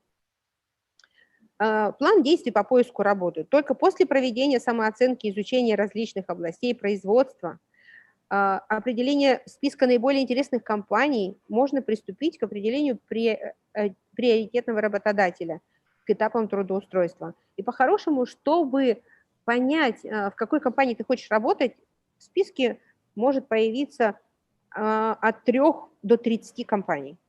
До 30. И чем больше студент пройдет таких вот экспресс-собеседований в эти компании, тем больше шансов того, что он выберет именно ту, которая окажется компанией его мечты. Вот это маленький слайд такой нашей профнавигационной работы, которую мы делаем в университете. Это дни карьеры с компаниями и с партнерами, это экскурсии на предприятия и в офисы компаний, это стипендиальные программы, конкурсы амбассадоров компаний. Мы готовим ребят для сопровождения компаний и связки и сотрудничества между университетом и работодателем. Поясню более подробно, потому что ни у нас дополнительных людских ресурсов не хватает на сопровождение индивидуально компаний, ни у компаний нет дополнительных штатных единиц, чтобы сопровождать отдельно вуз. Но работодатели очень любят общаться со студентами. Им нравится, когда студенты говорят деловым языком, умеют писать деловые письма. И поэтому мы пошли по этой стратегии. Компании выделяют стипендии, это не штатная должность, которая стоит дороже, это именная стипендия от компании для того, чтобы этот студент реализовывал коммуникации по организации вот этих карьерных мероприятий, по отбору студентов, по вовлечению студентов, по сбору характеристик.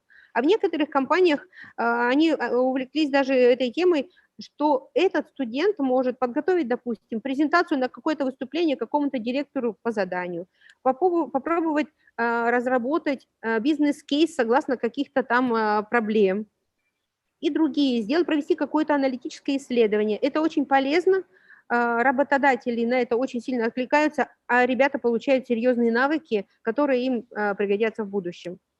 Мы проводим мастер-классы по составлению резюме.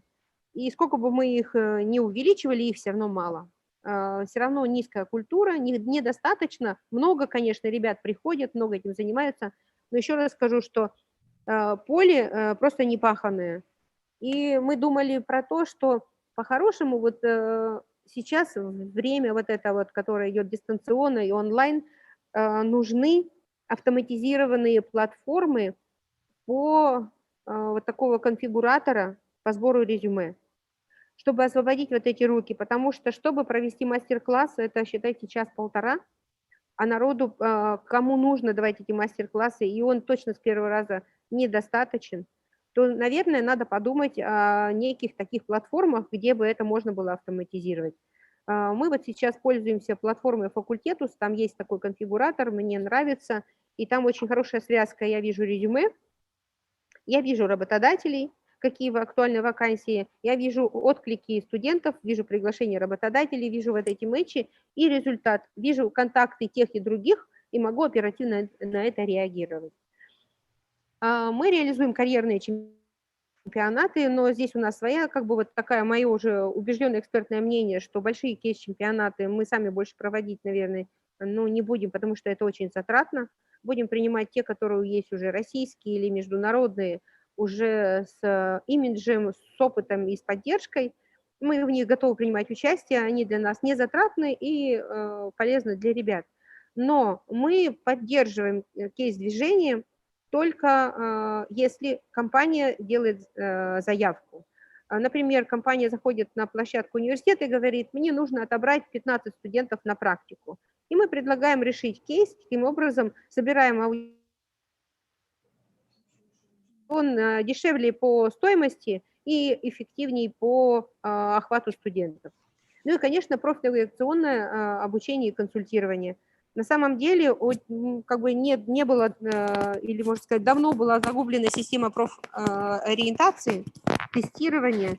Сейчас вот у нас, в которой мы пользуемся, это МГУшная система гуманитарной технологии, она по цене самая приемлемая, самая простая по обработке, 1,5 часа максимум тестирования человека, и приходит автоматический отчет. Но здесь есть проблема. Эту культуру надо повышать. Мы ставили для себя планы, что у нас как минимум 100% студентов, первокурсников пройдет диагностику и придут к нам на консультацию, чтобы уточнять результаты этого протокола, вот их же диагностики. Но не очень высокий процент, и это для меня вот одна из задач ключевых, потому что пока они сами не захотят в себе разобраться вот с этой осознанностью, нам сложно им помочь построить их профнавигационную такую профессиональную траекторию. Вот несколько слайдов по ключевое исследование этого года выпускников. И вы знаете, наиболее востребованные карьерные сервисы при трудоустройстве выпускников, которые вот уже на старте из университета, только вакансии. Все остальное как-то они либо не допонимают, либо им не интересно. Поэтому я понимаю, что для нас, для вузов, для центров карьеры очень важно, чтобы у нас были актуальная информация по самым интересным вакансиям с учетом особенностей поколения, вызовов времени, удаленные вакансии, возможные там щадящие какие-то режимы или многое другое. И обратите внимание, вакансий должно быть больше, чем студентов, чтобы у них был выбор.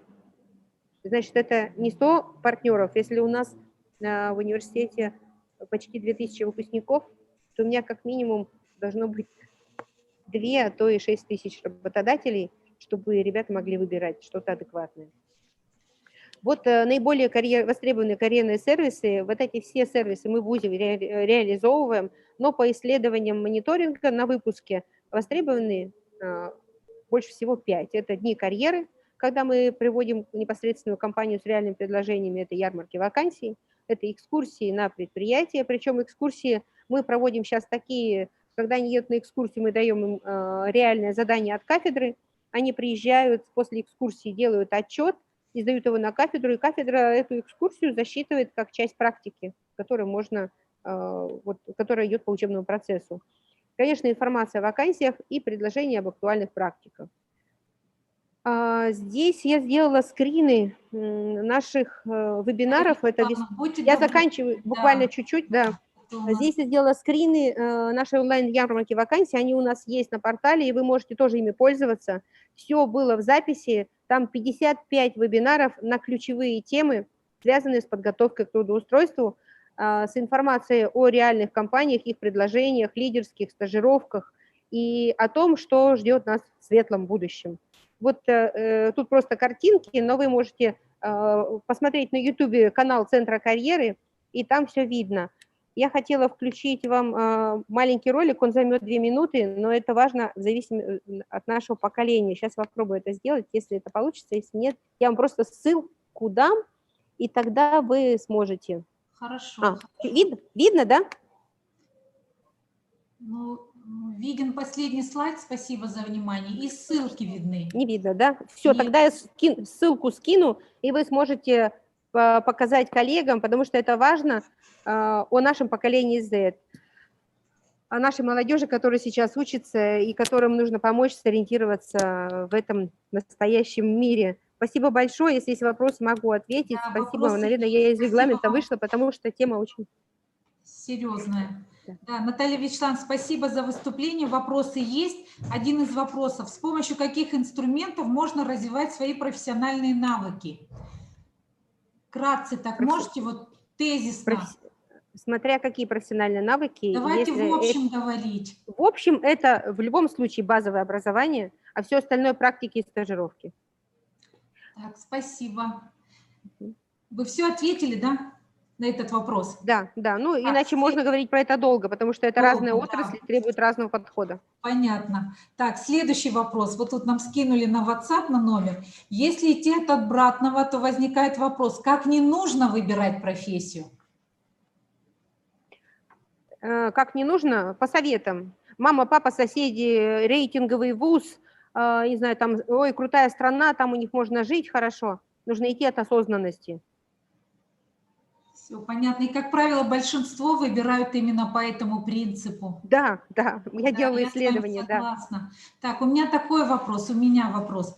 Будьте добры, скажите, какие профессии будут в приоритете, учитывая то, что происходит цифровизация во всех областях? Какие вот ближайшие будущие, какие в приоритете, на далекое будущее? Вы можете вкратце это тоже сказать? Вкратце скажу. Роботизация, то есть будут нужны люди-инженеры, которые умеют управлять, создавать роботы. Будет много роботов.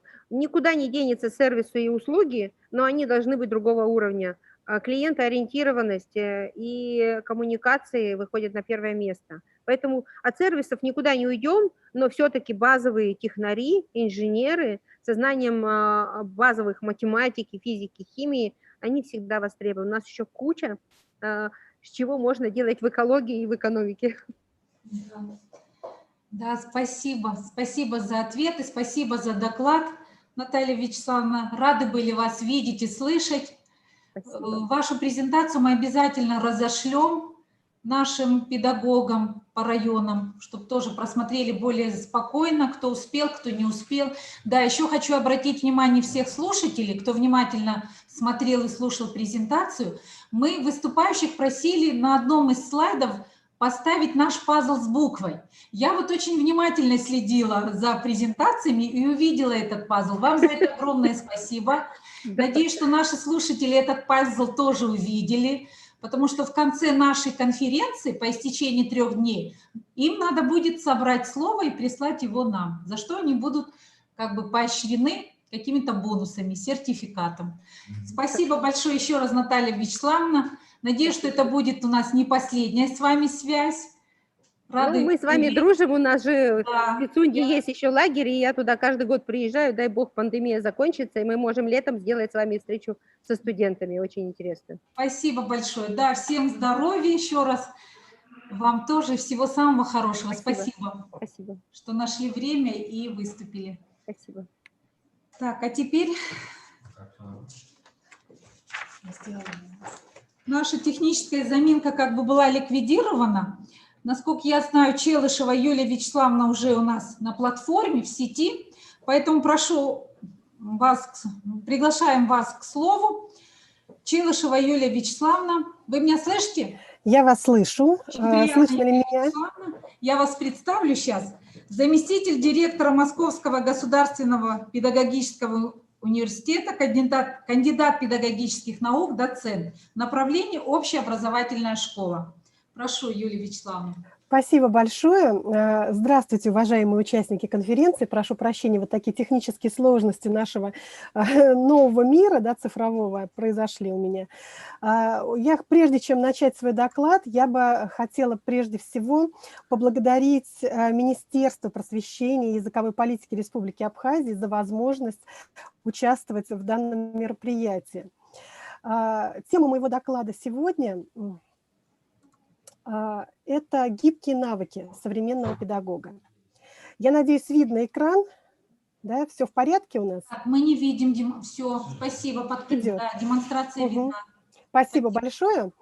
И прежде чем говорить вот о тех самых гибких навыках, которые необходимы современному педагогу, причем неважно, где мы работаем, в системе дошкольного образования, среднего звена или высшего образования, это навыки, которые будут востребованы и которые необходимы и актуальны сегодня, я бы хотела начать свой доклад с той ситуации, в которой мы сейчас находимся, да, в той ситуации мира, который диктует свои правила, в том числе и для системы образования. И первое, что бы мне хотелось сказать, это про тот мир, который сейчас активно у нас вот так в котором мы активно взаимодействуем. Мир так называемый ВУКа. И мы помним, многие из нас, и, наверное, большинство все-таки присутствующих помнят тот самый СПУД-мир, спокойный, устойчивый, предсказуемый мир, который был до периода цифровизации образования, до периода различных реформ образовательных. Это мир по концепции Стефана Гарса существовал где-то в период конца 80-х, начала 90-х годов. Было все ясно и предсказуемо, и не только в системе образования. Да, наша вообще жизнь была вполне устойчивой, вполне конкретной. Были определены и цифровые какие-то, да, механизмы, я имею в виду материально-финансовые, да, цены, да, определенные. Были определены задачи, и образовательные в том числе. Были определены, вот предыдущий докладчик, да, говорил о вопросах, связанных с трудоустройством. И вот проблема трудоустройства, наверное, СПУД-мир вообще мало как касалась, да, и это, в общем, была проблема, которая касалась каких-то других, да, где-то было далеко, и вот в большинстве своем она не затрагивала ситуацию крупных, да, таких стран. И 90-е годы внесли свои коррективы в эту систему не только на территории бывшего Советского Союза или на территории Российской Федерации, это коррективы всего мира. Мир стал изменчивым, мир стал неопределенным, сложным и непредсказуемым. Причем эта непредсказуемость, она проявляется в различных категориях, в обилии информации, в обилии требований, в обилии всевозможных задач, которые на нас одновременно решаются, спускаются, да, и которые мы должны одновременно решить. И я думаю, что система образования любой страны сейчас находится в такой же ситуации, как и, собственно, любое направление ВУКа мира – это постоянное количество регламентов, задач, решений, конференций, огромное количество всевозможных съездов, да, возможное количество всевозможных документов. То есть все вместе одновременно, и во всем этом хочется поучаствовать, или не хочется, но включают в это участие. Да? То есть мы все время находимся в механизме многозадачности. И самое главное, что несет за собой ВУКа-мир, это стрессы. Стрессы постоянно, потому что мы каждый раз меняем задачу, мы постоянно меняем требования, мы постоянно меняем подходы.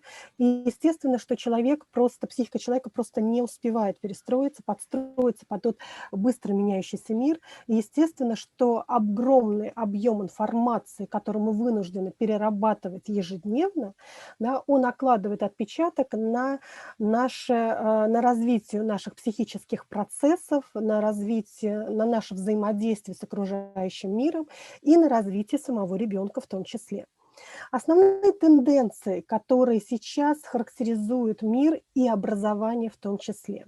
Ну, во-первых, глобализация, да, экономическая интеграция. Это мировая проблема, и касается она образовательной в том числе. Постоянные какие-то изменения, и в том числе и в бизнесе, и в образовательной среде.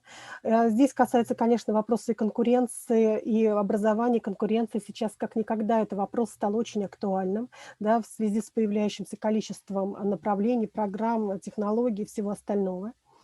И все больше, да, компании требуют, нуждаются в лидерах, которые помогут этой компании в дальнейшем развиваться и выйти на какой-то новый виток с новым видением и с перспективами того, что будет в будущем. И требования к ребенку, требования к будущему сотруднику, они, безусловно, определены вот этими тенденциями. И касаются они прежде всего вопросов умения видеть будущее, да, то есть мы как бы должны уметь за несколько шагов предугадать, что же от нас ждет наше будущее, да, что мы хотим сейчас в себе сформировать для того, чтобы в будущем это было актуально, чтобы это в будущем было востребовано, конкурентоспособно и, самое главное, финансово обеспечено, да, то есть мы должны себе сейчас создать своим развитием подушку вот такой безопасности для будущего, для будущей жизни. И, соответственно, проблема, которая сейчас уже обозначена в ВУКа-мире, это проблема первая и самое важное, это низкая вовлеченность и низкая мотивация. Мотивация, конечно, это сейчас очень важная характеристика и детей в том числе. Я думаю, что практики подтвердят, да, вот этот тезис, что ребенок мало мотивирован на учебу. Не потому, что ему неинтересно, не потому, что вы даете какой-то материал очень сложно. Да? Не в этом дело мотивация. Мотивация в том, что ребенок не понимает, зачем. Да? То есть у него стали по-другому возникать вопросы. Да?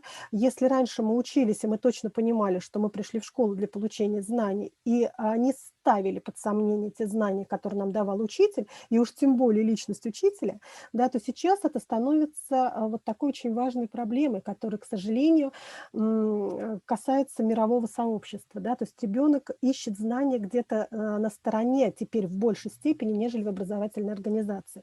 Естественно, что мотивация на вот это вот сидение за партой, 45-минутное, да, получение знаний у ребенка, конечно, здесь она начинает снижаться, а во взрослом возрасте, конечно, совсем практически пропадает. Низкая эффективность и нежелание брать ответственность – это психологический фактор, это психологический механизм, и это то, что сейчас характеризует многие предприятия, на которых работают сотрудники в возрасте 30 и моложе лет. Да? То есть это действительно характеристика поколения, которое сформировалось в период формирования ВУКа-мира. То есть это люди, которые шли вместе с формированием ВУКа-мира, дети 90-х, так называемые, да? Которые шли вместе с развитием тенденций мировых, и эти тенденции, приняв в свое развитие, потеряли что-то еще. Да? И вот какие-то основные качества психологические, личностные новообразования человек не успел сформировать, только потому, что мир был очень быстрый, шумный, и вот в этом потоке информационном, я думаю, что многие из вас до сих пор считают, что после 90-х прошло 10 лет. Ну вот я вот уверена просто, что большинство из вас так и считают, ну всего-то там 10 лет назад, да, на самом деле 30, да, то есть вот это вот скоростные изменения, они, конечно, демонстрируют определенную такую не сконцентрированность на каких-то действиях. Ну и самая главная проблема ВУКа-мира – это проблема коммуникации.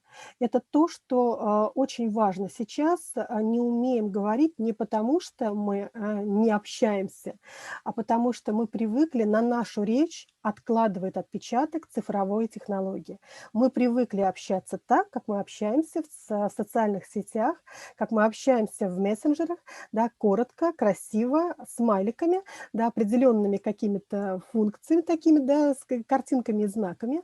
И полноценная речь школьникам уже плохо воспринимается. Только по одной простой причине, что привычка сформирована на вот этом вот короткой фразе.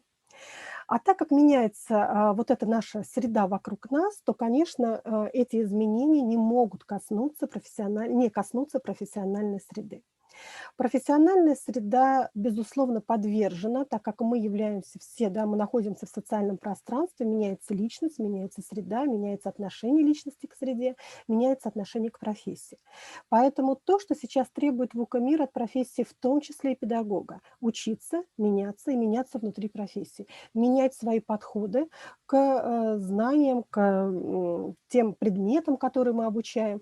Понятно, что есть классический подход, и его ничто не заменит. Я вообще сама сторонник классического образования. Я понимаю, что классическое образование – это все-таки та база, которая дает возможность потом реализоваться в любом направлении, да, потому что у тебя есть запас знаний для практически любой области, где ты можешь потом ее развивать, да, этот вот маленький свой аспект какой-то знаний. Но тем не менее, как преподнести эти знания, как эти знания сделать интересными, как увлечь ребенка на занятия, это все то, что сейчас является основной такой проблемой современного образования, да, основными вызовами современного образования, я бы так даже сказала. Если мы посмотрим вот это вот изменение при поднесении знаний, то согласно, да, вот концепции доктора Валиуса, Фанакиса, здесь идет такое распределение, как же происходило принятие знаний субъектом в СПУД и в ВУКа-мире. И мы видим, что СПУД-мир, да, это мир, который давал базовые умения, которые формировались на основе своих собственных наблюдений, предоставленных знаний, да, и выводов, которые мы могли сделать в результате соотношения того, что нам предложили, то, что мы наблюдали. Все, что касается цифровизации образовательных тенденций, да, цифровизации мира и цифрового вообще века, то мир теперь называется, знание, вернее, теперь, которое мы приобретаем, дидактическая система, вернее, носит название коллективизм, да, и все знания, которые мы приобретаем, они в большей степени связаны с информационными источниками. Ну, я думаю, что это надо уже признать. И здесь основная наша задача не противодействовать с этой цифровизации, а поставить ее на службу своим задачам. Да? И если мы знаем прекрасно, что если ты не можешь подавить восстание, то возглавь его. Да? И вот идея возглавить цифровое образование, я думаю, что должна встать вообще во главу угла любого преподавателя, любого образовательного учреждения. Цифровизация никогда не заменит педагога, никогда не заменит учителя, никогда не заменит межличностного общения.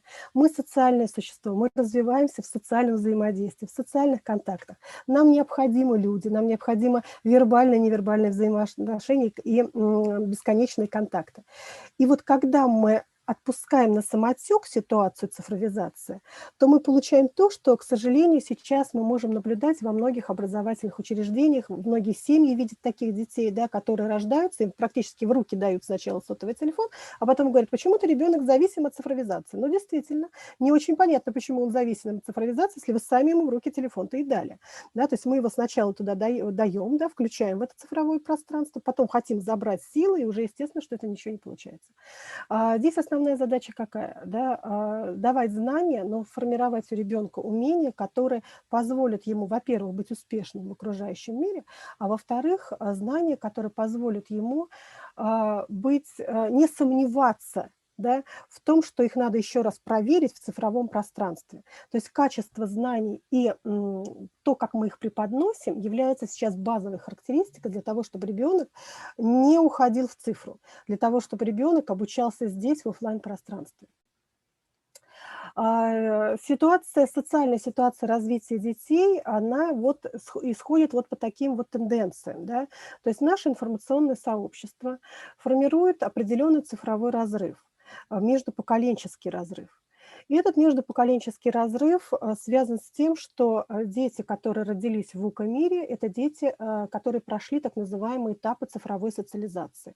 Все свои ведущие виды деятельности, которые мы знаем с вами, да, что у нас есть каждый возраст, характеризуется своим ведущим видом деятельности, своими новообразованиями. Так вот эти все виды деятельности претерпели изменения в связи с цифровизацией. И каждый вид деятельности теперь включает в себя еще и цифровой механизм, который влияет на развитие ребенка, на формирование каких-то новых механизмов. Да? И, соответственно, мы пришли к тому, что у нас сейчас есть новое цифровое поколение, которое, ну, я думаю, что практики заметят, да, эту историю, что оно какое-то тоже, ну, то есть как бы ничего не поменялось, но как ты с ним разговариваешь, такое чувство, что это человек с другой планеты, да, не сразу включается, не сразу понимает, что ты ему говоришь, не очень может разобраться в себе. Самое главное, что характеризует данного ребенка, это то, что мы не умеем разбираться в себе, вот этот самоконтроль, самоанализ, да, механизмы, которые являются движущими факторами развития твоей личности, они для детей становятся неясными. По одной простой причине, да, что цифровые механизмы закрыли те самые мягкие навыки, которые могли бы стать вот таким этапом развития. И мы вышли вот на эти две категории. Сейчас это, опять же, да, с 2000 года Марк Пренский четко эту категорию обозначил, что есть люди, которые называются цифровые мигранты, есть люди, которые называются цифровые аборигены. И вот я думаю, что большинство из нас – это все-таки люди цифровые мигранты, да, которые осваивают цифровую среду, плохо, хорошо, как-то сильно, не сильно, да, но тем не менее мы ее осваиваем, мы стараемся, мы включаемся, да, новые какие-то механизмы, но только потому, что мир диктует эти правила, и мы их не можем никаким образом нарушать. А есть аборигены, которые дают нам шанс, да, освоить их цифровую среду. Нам разрешают пожить рядом, нам разрешают использовать те средства, которые они уже используют очень активно. И я думаю, что, обращаясь там к своим детям или внукам, да, с просьбой объяснить, что такое мне сейчас пришло на телефон, да, вы все время видели, ну, если не фразу, то хотя бы какой-то такой взгляд, да, снисхождение. Ну, да, пожалуйста, я тебя сейчас обучу, сейчас я тебе все расскажу, потому что образование происходит сейчас, такая вот, я бы сказала, вызов образования, который носит название инверсия процесса передачи опыта. Сейчас опыт переходит не от старшего к младшему, а от младшего к старшему. И это тенденция, которая закрепляется, еще будет несколько лет идти до тех пор, пока цифровые мигранты не будут чувствовать себя в цифровой среде цифровыми аборигенами, да, когда они не будут чувствовать себя там спокойно. Что характеризует нынешнего ребенка? Вот я не зря вам сейчас эту характеристику показываю, это все касается мягких навыков. Вот практически все отсутствует, да? Они гиперактивны. Причем это не синдром дефицита внимания гиперактивности как заболевание, а это гиперактивность, которая является показателем перенасыщенности информации и невоспитанности ребенка. Ну, по ряду причин, да, не будем сейчас брать семью, я просто даю такую общую характеристику, которую многие исследователи сейчас демонстрируют. Непослушность, самоуверенность, самость, да, вот эта «я»-концепция очень сильно развита у нынешнего поколения, да, и себелюбие, оно, конечно, тоже присутствует. Трудная концентрация внимания, информацию, которую мы даем, они поглощают очень легко. И я думаю, что каждый учитель сейчас подтвердит эту фразу, да, когда вы говорите, вот даете новый материал, спрашиваете, вопросы есть? Я думаю, что из группы, наверное, один человек поднимет руку. Остальные скажут, все понятно. Все мне ясно, мне все понятно, никаких вопросов. Разные причины, почему не задают вопросы, но в большинстве своем они информацию поглотили, для них это является такой, знаете, важной задачей. Все, я информацию принял, а что с ней делать дальше, я не знаю. Ну, потому что я еще не умею этим владеть, я не научился этим владеть по той простой причине, что для меня, ну, пока этот навык не сформирован, да. Поэтому информация глотается, вопросы не задаются, ну, потому что я же пока слушал, мне все понятно было, а вот когда надо анализировать, там уже другая ситуация включает, человек начинает нервничать. Ну, зачем мне нужно вспоминать то, что мне говорили, когда у меня есть интернет, который я могу открыть и там то же самое прочитать, ну, другими словами, да, ну, то есть это вот механизм, наверное, тоже, который сейчас характеризует образовательную систему. И анализы и выводы, и самое страшное, наверное, то, что касается дошкольников, я думаю, что это со мной согласятся, дети очень мало играют. Да, мало играют, не умеют играть, а ведь играет это деятельность, из которой выходит дальше учебная деятельность и общение. Это очень важный фактор, который необходим ребенку и который необходимо ну, развивать однозначно. И вот мы перешли, собственно, к тому механизму тех самых soft skills, которые необходимы нынешнему и педагогу, и ребенку. И почему я так долго рассказывала про ребенка? Потому что у ребенка это отсутствует, а сформировать это может только человек, у которого это есть. То есть если у педагога есть soft skills, то у ребенка они будут, потому что педагог через мягкие навыки будет обучать ребенка, будет формировать у них вот так, определенные механизмы, которые у него сейчас западают. Да? Поэтому soft skills – это конструктивное взаимодействие взрослого с ребенком. Прям вот механизм, когда тебя слышат, когда тебя понимают, когда ты видишь и когда ты можешь, что происходит с ребенком, и когда ты можешь предотвратить определенные какие-то сложные ситуации. Здесь они перечислены, мы сейчас к ним еще вернемся. Это просто общие групповые такие вещи, то есть то, что касается коммуникации, самоорганизации, креативности, да, работа с информацией и, самое главное, стрессоустойчивость. Да, для наших учителей сейчас эта проблема на первом месте, потому что мы все время в этой многозадачности, и иногда не умеешь справляться с механизмом стресса, да, и это все приводит к выгоранию, к уходу из профессии, да, к решению каких-то сложных внутренних задач, к новым болезням соматического плана в том числе. То есть это все очень тяжелая история, с которой, конечно, зная, что это за навыки, конечно, можно решить каким-то образом, да, свои проблемы. Но это вот вам просто, да, для исследования Гарварда о том, что все-таки мягкие навыки – это 85% успеха профессии и жизни человека в социуме. Мы можем получить hard skills, да, вот те самые твердые навыки, которые дает обучение в ВУЗе, которые дает обучение в школе, которые дает знания в профессии. Люди, которые заканчивают там среднее общеобразовательное учреждение, уходят работать сразу, не поступая в ВУЗ, это люди, которые приобретают hard skills, да, то есть они приобретают жесткий навык, навык своей профессии. Они снимают с руки, да, что называется, из рук в руки, они передают свою профессию, трудовые какие-то, да, навыки. При этом для них является не менее актуальной задачей формирования мягкости. Мягкости в своих взаимоотношениях с окружающими людьми, в умении выстраивать механизм коммуникации с окружающими людьми. И вот когда мы говорим про soft skills, вот они, да, они раскрыты здесь в полном объеме на этом слайде. 4 больших группы, навыки, которые касаются коммуникации. И здесь у нас все, что касается умения убеждать, взаимодействовать с людьми, все, что касается технологий, направленных на противодействие манипуляции, на такое, да, чувство лжи, которое может тебя окружать, на публичные выступления, на умение выступать и представлять себя в том числе. Навыки, которые касаются эмоционального интеллекта. Это сейчас тема очень актуальная, она сейчас активно развивается. Есть уже отдельные учебники по эмоциональному интеллекту, то есть это все, что касается и понятия себя, и эмпатии, чувства своих эмоций, видеть эмоции окружающих, понимать эти эмоции, мотивация, стрессоустойчивости, формирование качеств лидеров. Хотя я бы на самом деле лидеров к управленческим навыкам отнесла, но это концепция, да, разработанная авторами, я, в общем, не могу сюда вносить каких-то изменений. Управленческие навыки – это все, что касается целей, планов, да, проектов, работа с командой. И я думаю, что образование сейчас всего мира, да, вообще ориентировано на проектную работу, на командную работу, на формирование групповых решений, групповых каких-то задач. И здесь это, в общем-то, как один из soft skills, он обозначен. Ну и эффективное мышление – это вот та самая гибкость, умение подстроиться под ситуацию, пережить, да, с позитивом эту ситуацию, проявлять креативные такие свои навыки, да, быть более творчески развитой личностью. И самое главное – системность. Системный подход – это очень важная характеристика soft skills, потому что, к сожалению, сейчас очень многие знания, которые получает ребенок, теряют систему. Мы в первом классе, в начальной школе мы учимся по одной программе, среднее звено по другой программе, старшая школа по третьей программе, и они не взаимодействуют друг с другом, они написаны разными авторами, с разной концепцией, и нету взаимосвязи и преемственности. Да? То есть вот эта система, она, конечно, является очень важной характеристикой, которую надо обязательно соблюдать. И что может позволить нам soft skills? Быть независимым в окружающем мире, независимо существовать от темпа, да, темпа мира.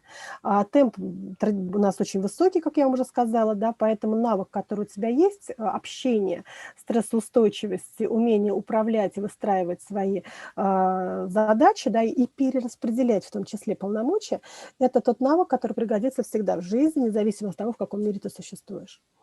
Личностный ресурс, да, педагога – это вот как раз и есть его soft skills навыки, soft skills, вернее, да, тут не буду дублироваться, один из главных факторов, который влияет на развитие ребенка. То есть тот ресурс, с которым мы приходим к ребенку, ребенок очень видит. Он очень понимает, насколько вы ресурсны, насколько вы готовы работать, насколько вы эмпатийны, насколько вы открыты на общение, да, и насколько вы готовы с ним вступать в коммуникацию, насколько вы готовы креативить, насколько вы уравновешенная личность, насколько вы быстро реагируете на нестандартные обстоятельства. И это все вместе, да, личностный ресурс, который помогает педагогу быть успешным в образовательном пространстве. И здесь очень важный момент какой? Развитие правого полушария. Да? Правое полушарие – это творчество. И вот если мы привыкли все делать правой рукой, да, у нас активно взаимодействует наше левое полушарие.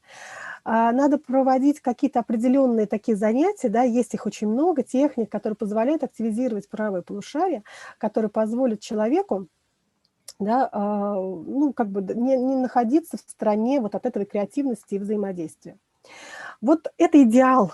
Вот тут идеал педагога, да, то есть человек, который и этику соблюдает, и в происходящее реагирует, да, и хорошо может работать с детьми. Все понимаю прекрасно при вашей загруженности и при своей такой же загруженности, что не все это возможно реализовать, и что, ну, это тот идеал, которому, но, как правило, всегда мы всю жизнь, всю историю вообще развития человечества, она гласит, что человек стремится всегда к чему-то красивому, к идеальному, к тому, что хорошо бы достижимому. Да? Вот это вот показатель того, к чему хорошо бы стремиться педагогу для того, чтобы быть вот тем успешным специалистом с сформированными мягкими навыками, для того, чтобы передать потом весь этот свой опыт, не только знаниевый, не только те механизмы, которые мы сформировали как учитель, да, но и передать вот эти свои личностные качества своим детям для того, чтобы в дальнейшем они, прежде всего, были успешны и уверенно себя чувствовали в нестандартных ситуациях. И завершая, да, доклад, я понимаю, что, наверное, там по времени уже у меня время заканчивается, я бы хотела предложить методы, которые помогут педагогу развивать мягкие навыки, да, вот те практические материалы, которые могут помочь быть. Хотя, казалось бы, это все известно, да, например, самообучение. Но в самообучении нужно понимать, чему я буду учиться, где я буду учиться и у кого я буду учиться. И вот эти вещи, да, которые позволяют понять, если вы не включаете самоанализ, если вы не взаимодействуете с собой, да, и не понимаете, что вам не хватает или что у вас западает, самообучение будет бесполезно. Да? Это вот та история, когда, знаете, у меня недавно была слушательница на курсе повышения квалификации, которая мне говорит, вы знаете, я очень не хотела, я сопротивлялась, у меня было такое внутреннее сопротивление идти на курсы повышения квалификации, потому что последний раз я была там лет 10 назад, у нас был преподаватель, который все время кашлял, чихал, смотрел в окно и бубнил что-то по старым бумажкам. Да? И я была уверена, что ничего не изменилось, что сейчас будет опять кашлять, чихать и смотреть в бумажке, и читать по бумажке, да, и просто передавать ту информацию, которая никак не обновляется. Так вот, для самообучения важно что? Чтобы информация была современной, чтобы информация была актуальной здесь и сейчас. Не прошлая информация, она нужна как база. Да, чтобы мы знали, что было в истории, чтобы мы знали, на чем основываются, да, педагогические теории. Но надо не забывать смотреть на то, что есть сейчас. И вот это самообучение, оно как раз для этого и нужно, для того, чтобы мы получили какие-то новые моменты, связанные с современным образованием. Что касается поиска обратной связи, да, это второй компонент, фидбэк, это вот та самая история от ваших коллег, от вашего руководителя, от наставника. И самое главное, от вашего ребенка, с которым вы работаете, поиск обратной связи, когда он вам говорит, что, знаете, вот я на уроке сегодня, мне было интересно, но я вот не понял какие-то моменты, да.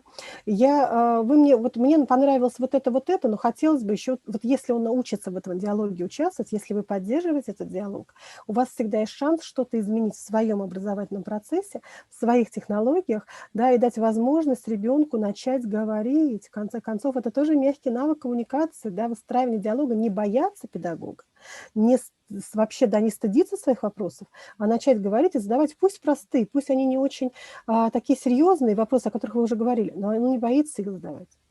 Обучение на опыте других, да, это вот то самое наставническое взаимодействие, когда мы перенимаем у кого-то какие-то новые технологии, специальные задания, да, это те самые тренинги, которые направлены только на формирование мягких навыков, и таких тренингов очень много, и вам сейчас я в конце предоставлю ссылочки, где можно посмотреть, пройти на самом деле даже тестирование на развитие у вас мягких навыков, на каком уровне развития вы находитесь. Ну и последний механизм – это развитие в процессе работы. Вернее, предпоследний, да, тех самых эффективных моделей поведения, то есть мы смотрим, как мы себя ведем, как взаимодействуем с окружающим пространством, и что бы мне хотелось еще в себе изменить. И последний механизм – это новые технологии. О них нельзя забывать, и они появляются все больше и больше. Пусть они построены на старых педагогических теориях и обновлены содержательно, но они являются востребованными прежде всего у детей. Ну, я, например, работаю с детьми, все время включаю, да, перевернутый класс. Обязательно. У нас даже перевернутая защита есть в этой технологии. У нас есть парковка идей. Это очень интересный механизм, который не каждый педагог, сразу вам хочу сказать, не каждый возьмется, потому что в парковке идей это по-другому надо выстраивать занятия. Нужно ставить занятия с проблемной ситуацией. Ну и скаффолдинг – это вообще очень интересная история, которая переводится как «строительные леса». Да, это история про то, что мы сначала поддерживаем, а потом отпускаем ребенка, даем ему возможность самостоятельно принять какие-то решения и самостоятельно начать взаимодействовать в пространстве образования в том числе.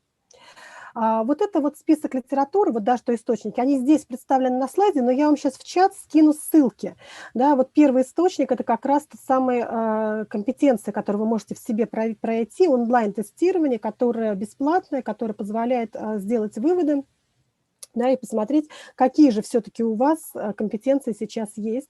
Есть программа по развитию soft skills, и есть отдельно программа, которая обучает мягким навыкам детей и взрослых в 21 веке, которые пригодятся в конце, в середине, да, и которые пригодятся нашим детям, которые придут, да, надеюсь, до конца 21 века, доживут, и будут реализовывать и передавать эти навыки следующим поколениям. Вот на этом я бы хотела закончить свой доклад. Спасибо большое, жду ваших вопросов. Спасибо большое, Юлия Вячеславовна. Я хочу обратить ваше внимание на чат. Там участница Майя Цибулевская в последнем сообщении, она объединила, до этого у нее было разбито на 2 сообщения, она объединила 2 вопроса в один. Я просто не буду сейчас зачитывать, прошу вас зачитать и ответить на эти 2 вопроса. Личностный ресурс педагога. Ой, что-то у меня тут выключилось. Ага. Личностный ресурс педагога, с чем напрямую коррелирует и как постоянно находиться в ресурсе. Значит, я вам хочу сказать, что есть такая программа, которая сейчас очень активно позиционируется, называется «Развитие личностного потенциала». Да, так вот, личностный ресурс педагога – это та вещь, которая касается непосредственно ваших эмоций, вашего психологического состояния и того ресурсного состояния, которое вы готовы реализовывать сейчас. Да, и здесь очень важный вам вопрос в чем? Как развивать в себе личностный потенциал? Да? И вот как раз с личностным потенциалом напрямую взаимосвязан личностный ресурс педагога. Да? Те потенциальные возможности, которые есть у меня. И эти возможности, они реализуются в 3 компонентах. Я понимаю, я ощущаю, и я хочу что-то изменить. И если вы понимаете, что вы здесь где-то эмоцию выдали громко, там вы что-то не сделали, да, если вы это понимаете, то вы можете начать работать именно над этим качеством, над эмоцией, да, либо над своим состоянием саморегуляции, либо над состоянием своей коммуникации, когда вы не сдерживаетесь в выражениях. И включая самоконтроль, вот самоконтроль является базовой функцией развития потенциальных возможностей человека. Вовремя сказать, вовремя не сказать, да, вовремя себя сдержать, проконтролировать и ресурсно восстановиться после вот таких эмоционально тяжелых состояний. Да, умение отключаться, умение переключать внимание и самое главное, нужно понимать, что чаще всего, это я уже как психолог сейчас говорю, да, что чаще всего проблемы, которые на вас были вылиты, это вообще не ваши проблемы. Да? Это люди, которые вам предложили взять свою эмоцию. И вы эту эмоцию повелись, да, вы ее взяли, свой ресурс потратили, а где взять дополнительный ресурс, мы не знаем. Да? Вот как мне нужно восстановиться. Поэтому каждый человек для себя сам решает, что для него является для него механизмом восстановления ресурса. У меня ушел экран, извините, пожалуйста, не вижу. Что для человека является ресурсом? Для кого-то там является общение с друзьями, для кого-то является бассейн, природа, ну и так далее. Да? То есть мы ресурсное состояние сами для себя определяем и механизм его восстановления. Наверное, я долго рассказываю. Так, спасибо. Еще, если можете, прочитайте, чуть выше было написано, это у нее же. И в конце был задан первый вот вопрос. Вопрос, как вы видите, самый краткий почерк. Только прочитайте предварительно то, что да. В нашем современном мире те, кто сейчас учится в средней школе, как считают ученые, поменяют за жизнь около 8 профессий. Да. Поэтому важная задача педагогов – сформировать в детях такие личностные качества, которые им помогут достичь успеха в любой профессии. Они, скорее всего, окажутся более важными, чем безупречный аттестат. Вопрос к вам. Как вы видите самый краткий путь к полноценной реализации и культивирование этих мягких навыков у детей с учетом реалий образования? Вообще формирование мягких навыков – это не краткий путь.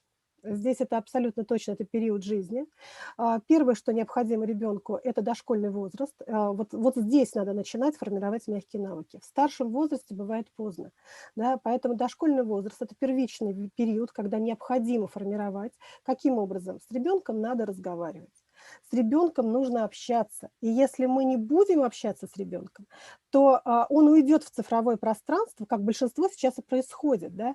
Наша задача научить его играть, научить его выстраивать отношения и научить его слышать и слушать и высказывать свою точку зрения с учетом уважения к окружающим людям. Вот эти вещи – это задача дошкольного возраста. А дальше школа уже это либо формирует, доформировывает, да, либо доразвивает, если они не доформировались или были сформированы, но не развиты.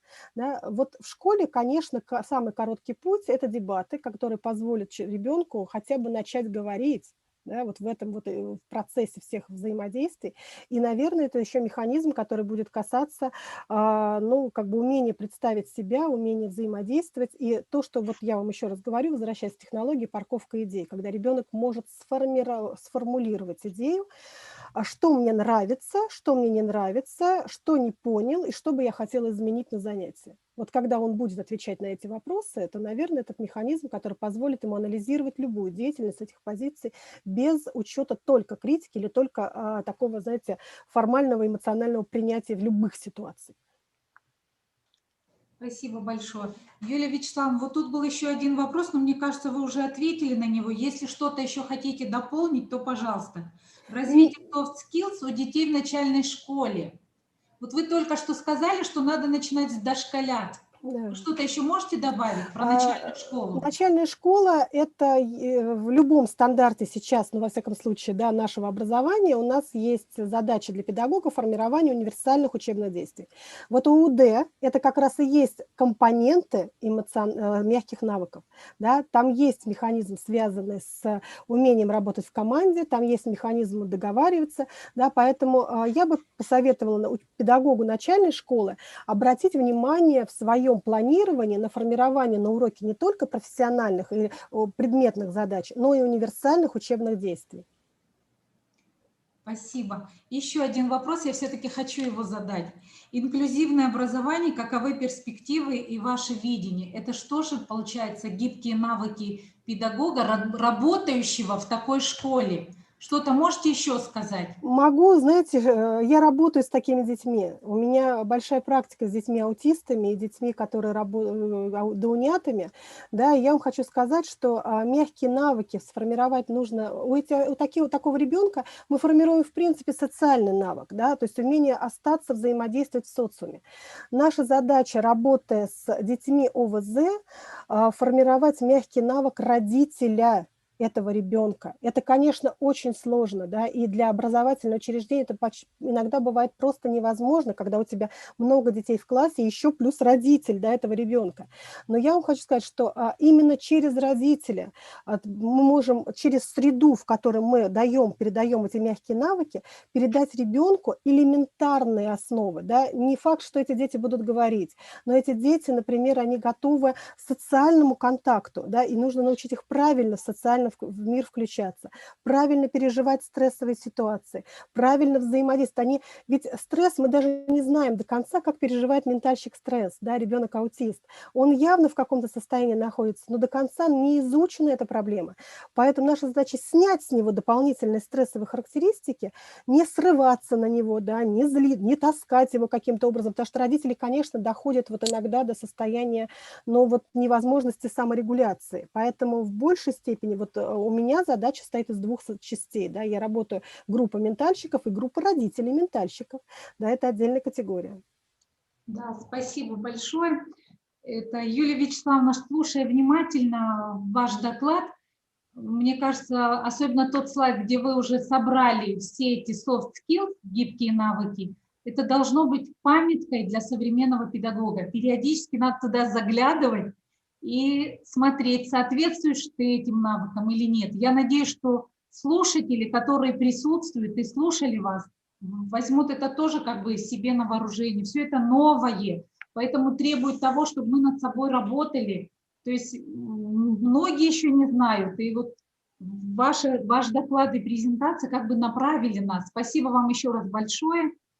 Еще хочу сказать, что презентации выступающих будут указаны на ссылке. Те, кто будут выходить уже в записи, просматривать нашу конференцию, то ссылки на ваши презентации там будут указаны. Поэтому просьба к выступающим, те, кто прислал, мы их видим, кто не прислал, пожалуйста, присылайте нам презентации. Еще раз спасибо. Огромное вам спасибо. Я хочу еще раз вас сердечно поблагодарить. И очень приятно видеть вот такую заинтересованную аудиторию, которая действительно слушает, кивает, пишет, задает вопросы. Ваша активность и ваша поддержка очень чувствуется. Спасибо вам большое и успехов вам в конференции в вашей непростой работе. Спасибо большое. Может, у нас это не совсем уверенные первые шаги, но это я не думаю, важно. в правильном направлении. Абсолютно Мы правильно. тоже учимся. Спасибо вам большое. Спасибо. Спасибо. Да, всего вам доброго. хорошего. До свидания. Здоровья вам. И вам тоже. Всего доброго. Всего хорошего. Так, следующий докладчик – это Папаскир Ирина Константиновна. Ирина Константиновна, я вас видела. Вот, вижу. Добрый день. У нас чуть-чуть изменилась программа, но, надеюсь, вы нас простите. С техническими неполадками. Ирина Константиновна, вас представлять, я думаю, не надо, но я все равно это сделаю. Директор Института педагогики, автор учебно-методического комплекса по истории Абхазии. Ирина Константиновна, прошу уложиться в регламент, и будут еще вопросы. Спасибо, слушаем. Так, я себя не вижу сейчас. Да, вы меня не видите, я вас очень хорошо вижу. Единственное, что чуть погромче или поближе к микрофону. Так, я вас вижу, вы меня видите, слышите? Да, я вас вижу, остальные кивают головой, значит, все нормально.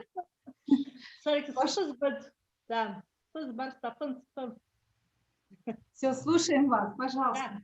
Шибзе Козеги, я под большим впечатлением, конечно, от всех выступающих, от услышанного. Я просто себя не вижу, я не поняла, почему, Кама.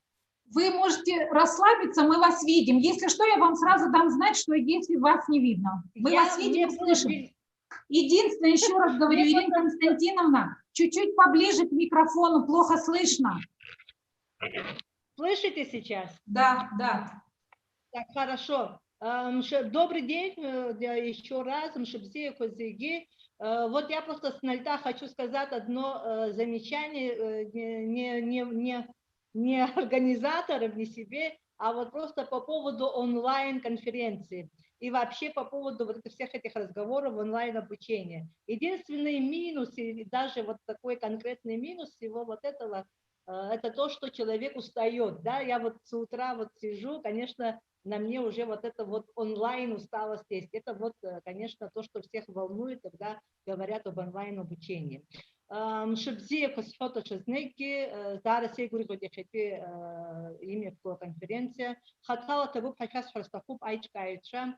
Дара интереса зажих по доклад по сертитурица. И апсфе, яурусфе, сарасук было психолопах, а я вот вижу вот здесь по и запросам, и по всему. Буду стараться вот переходить и на абхазский, и на русский, как говорится. Хотя я вот готовилась на свое выступление на абхазском языке, и какой-то там презентационный доклад тоже подготовила, но опять-таки, отталкиваясь от того, что услышала, все-таки я решила внести, конечно, просто перестроить свое выступление.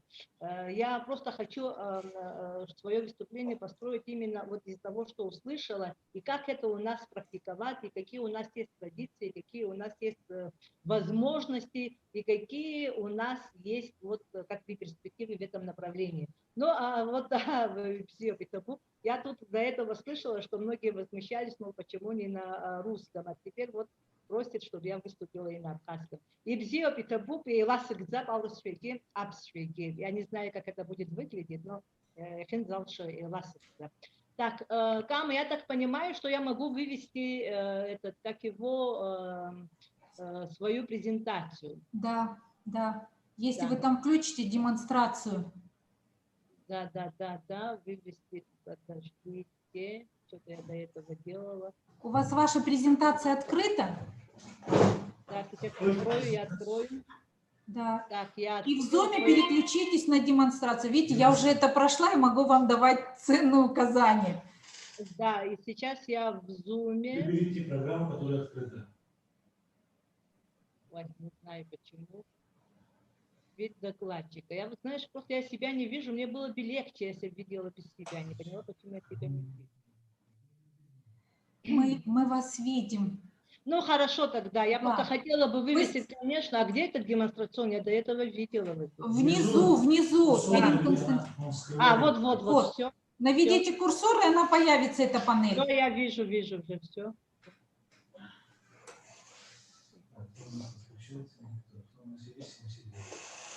Так, видите, Бома? Вот сейчас она Да, запускается. Загружается. Чуть время нужно. Это у нее с интернетом проблема.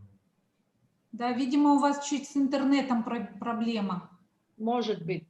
Сараса Кугула Рабзев нас из Халаб, да, вы потом мне скажете, если он Да. вышел, мой доклад. Да. Из Бома? И не забывайте о регламенте. Да, Сукулара яхту докладов снахамтости, отыгыла защиты, а школ предлагает литература, отзыка проблема, а традиции апхи апепши. И сахаз ажух рыла, саргис сукугыла рубрины чепшны, и остаток штафу, почти как он и бзеет, где я лазгала сукулара чакала сукулара штафу панзе, и сымазаста, и ранзас, шедзока, не сымазаста, хайги урумуна, цехапи, а чай жуара хатсырка, цехану изаасту.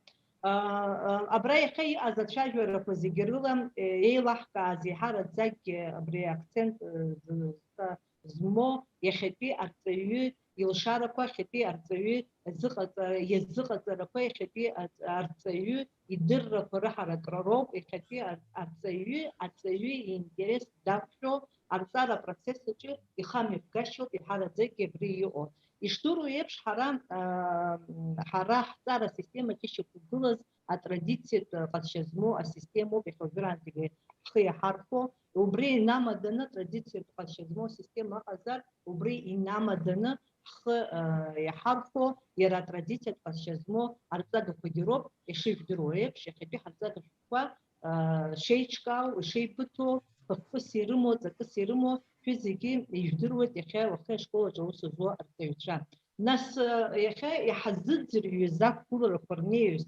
وش فانوغو يبان شفارفو يخفي عامته يبان زافرو يخفي حتى شكوا традиция еще кургур традиция ию традиция хазнейших курла ей куршо хатзак шква вот хазхуца побрезара хада хара хаусуще эйчкаше система шепи хатабзире халшаракве ехепи ахучи и интересы речерпшна хапшвазар хахиндзыгъацо хапроблема Абхазиргулана арау фисахез сарахутик слайд яшам понялус казар алабаха ирласны ипузгот шахопшны насику ипузгот Абхасара браха институт изчу хархартова анысты это слайды Ирина Константиновна, я перебью вас, извините, но у нас никак не запустилась ваша презентация. Ну Вы можете снова еще раз попробовать? Вы нам на почту ее скидывали или нет? Нет, я вам не скидывала. Но ничего, я буду говорить, сама использую, а потом... Вы пока говорите, но одновременно попробуйте ее еще раз перезапустить. Хорошо, да. Может, получится. Чтобы этот не прерываться уже. Да, вы не прерывайтесь.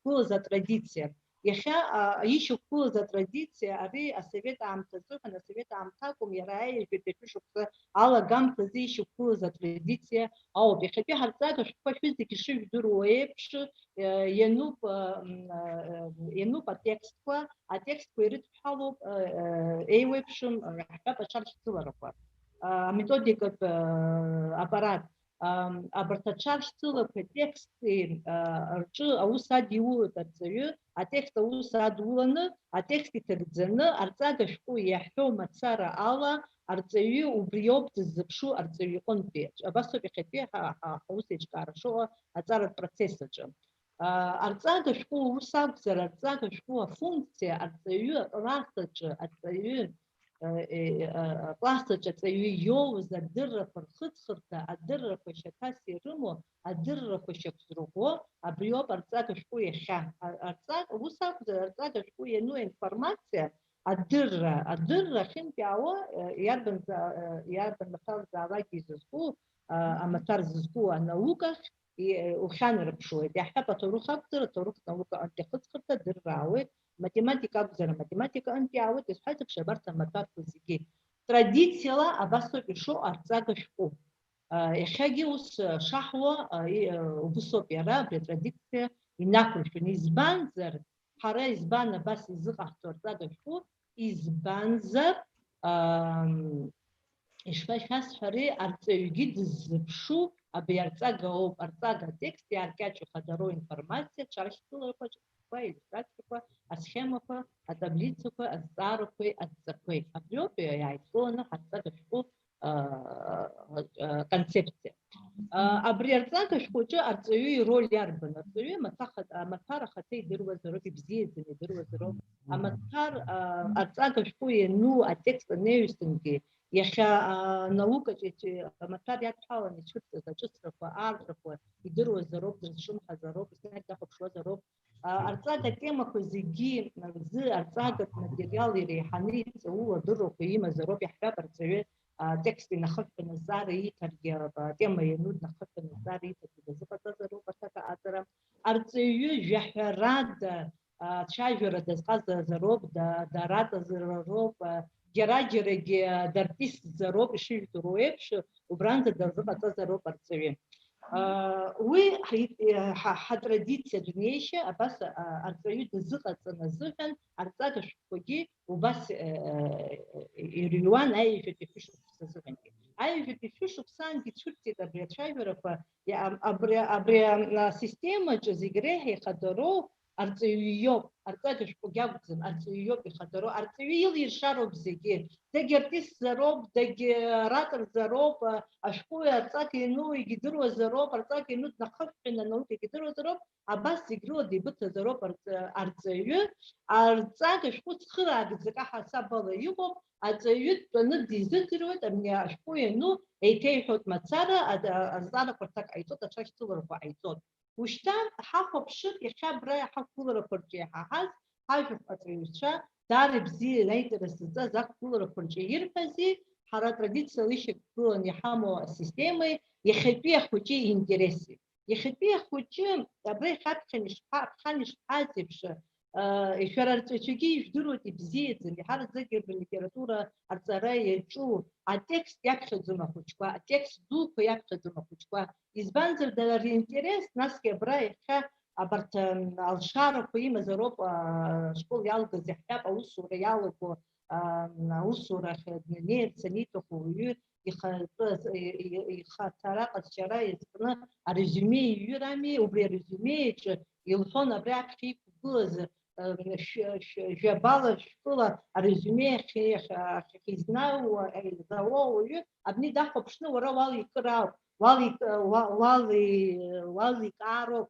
Убри уара уаликаарц азыҳәан шәара шәазхәыц иарбан жәақәоу убра ианышәҵаша, абас ираҭәаны иахьизуқәо, убри ашьҭыхра данаԥхьалак, абри уара утәы игәаԥхароуп, убас ухы еиҭауҳәароуп, абри ауаҩ дназаԥхьаз цәаҳәак рыла иаразнакыла уара уаликаауа. Убас иаҳзиуа ушьҭа убри азыҳәан арахь ҳара ҳашколаҿ убас ишьақәгылеит абни арҵага шәҟәы иану ачаршьцылақәа рыҩра, арҵага шәҟәы иану анеиҩса программала аиҭаҳәақәа рыҩра. Абри арезиуме данахьҳала дахьҳахәаԥшуазар, иара ихаҭа иҟазшьара ацәыргара, илшарақәа рцәыргара данахьала ҳахәаԥшуазар, ари данахьала хәыҷы иахьатәи ашкол дазаҟаҳҵаӡом, уи еиԥш иҟоу адыррақәа иаҳҭаӡом. Уи акәым, иахьатәи ахәыҷы зны-зынла абри иара ихатәгәаанагара, дара уи ихатәгәаанагарақәагьы рҳәаӡом, уи аганахьала егьи дазаҟаҳҵаӡом, аха убри ирҳәарагьы убри зны-зынлагьы ҳара апрограмма иаҳамоу ҳҽақәыршәаны ҳцоит азыҳәан абри ахәыҷ ихатәгәаанагарагьы аҵаҩы ҳанизымӡырҩуа ыҟоуп. Арҭ зегьы цәырнагароуп, абарҭ адыррақәа зегьы, алшарақәа зегьы, ихатә презентациа аҵара, ихатә резиуме аҩра, арҭ зегьы ашкол аҿы ахәыҷы иаҳарҵароуп, иахьатәи аамҭа аҭахрақәа усоуп ишықәнаргыло азҵаара.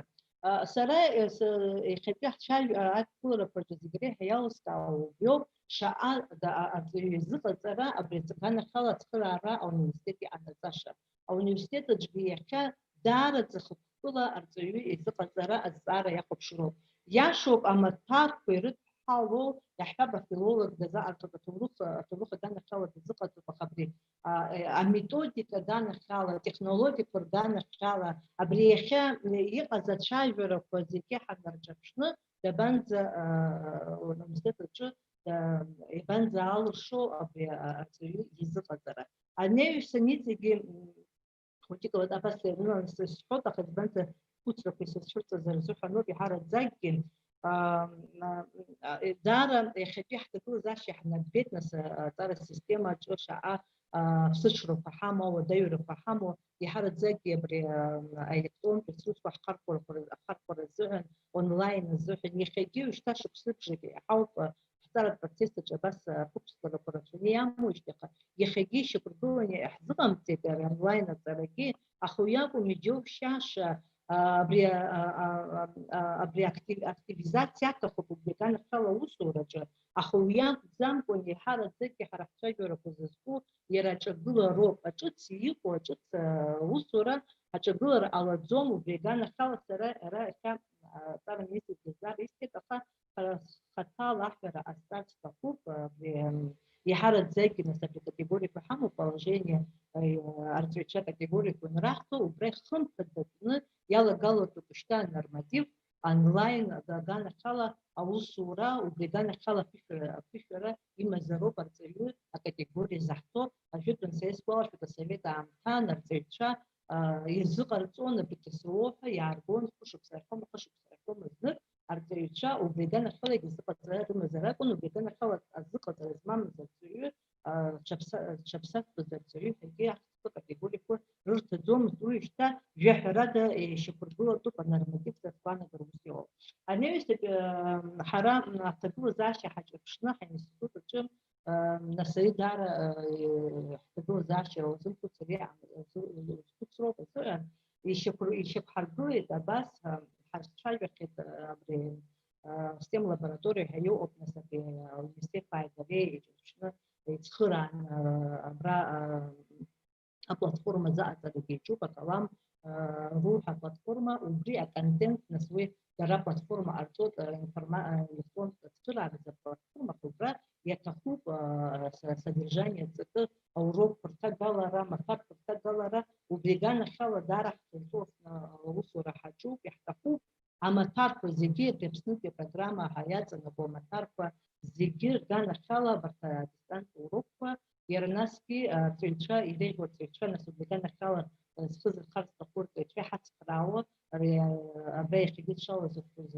أنتي صوت أحبر أسكوت وبريها شاور فرصتكو أترام إزبانزر أترام ميثوديك أو بري أونلاين обучение كان خلا ميثوديك أترام إزبانزر يخلي راح تشغل بشحن بو هذا أبري أونلاين أبني تراديция Европа чего-нибудь в минуту цеют шайбу нас цеют чаще по айто ويا أي مدرسة وصورة شكل يأخذ شغله أونلاين أوروبا شو بريزوهن يزقة تطبق ميثوديست شحوته وبدأنا خلا حركتها كان في حركتي كونفرنسي في جروس أونلاين لقي كونفرنسي في حركتي يزقة توصل وبدأنا خلا بخار حمل كنا في حمل بشتى وبريزوهن يحتفظ حركة فيش لازم أحضر ريون سكتزا جاجي يجي رابطركي وبدأنا خلا методика разработки онлайн-уроков хайо бекурсала за ахцарах тахук бегана шала усура будет топ они усан хакхи ахыпты хадасихамо яши бихабра зара министр гехон архитектура яла гала тут и хатпи артеуча жахарада дари рачуюк технологии информации технологии интернет ала интернет схи зурко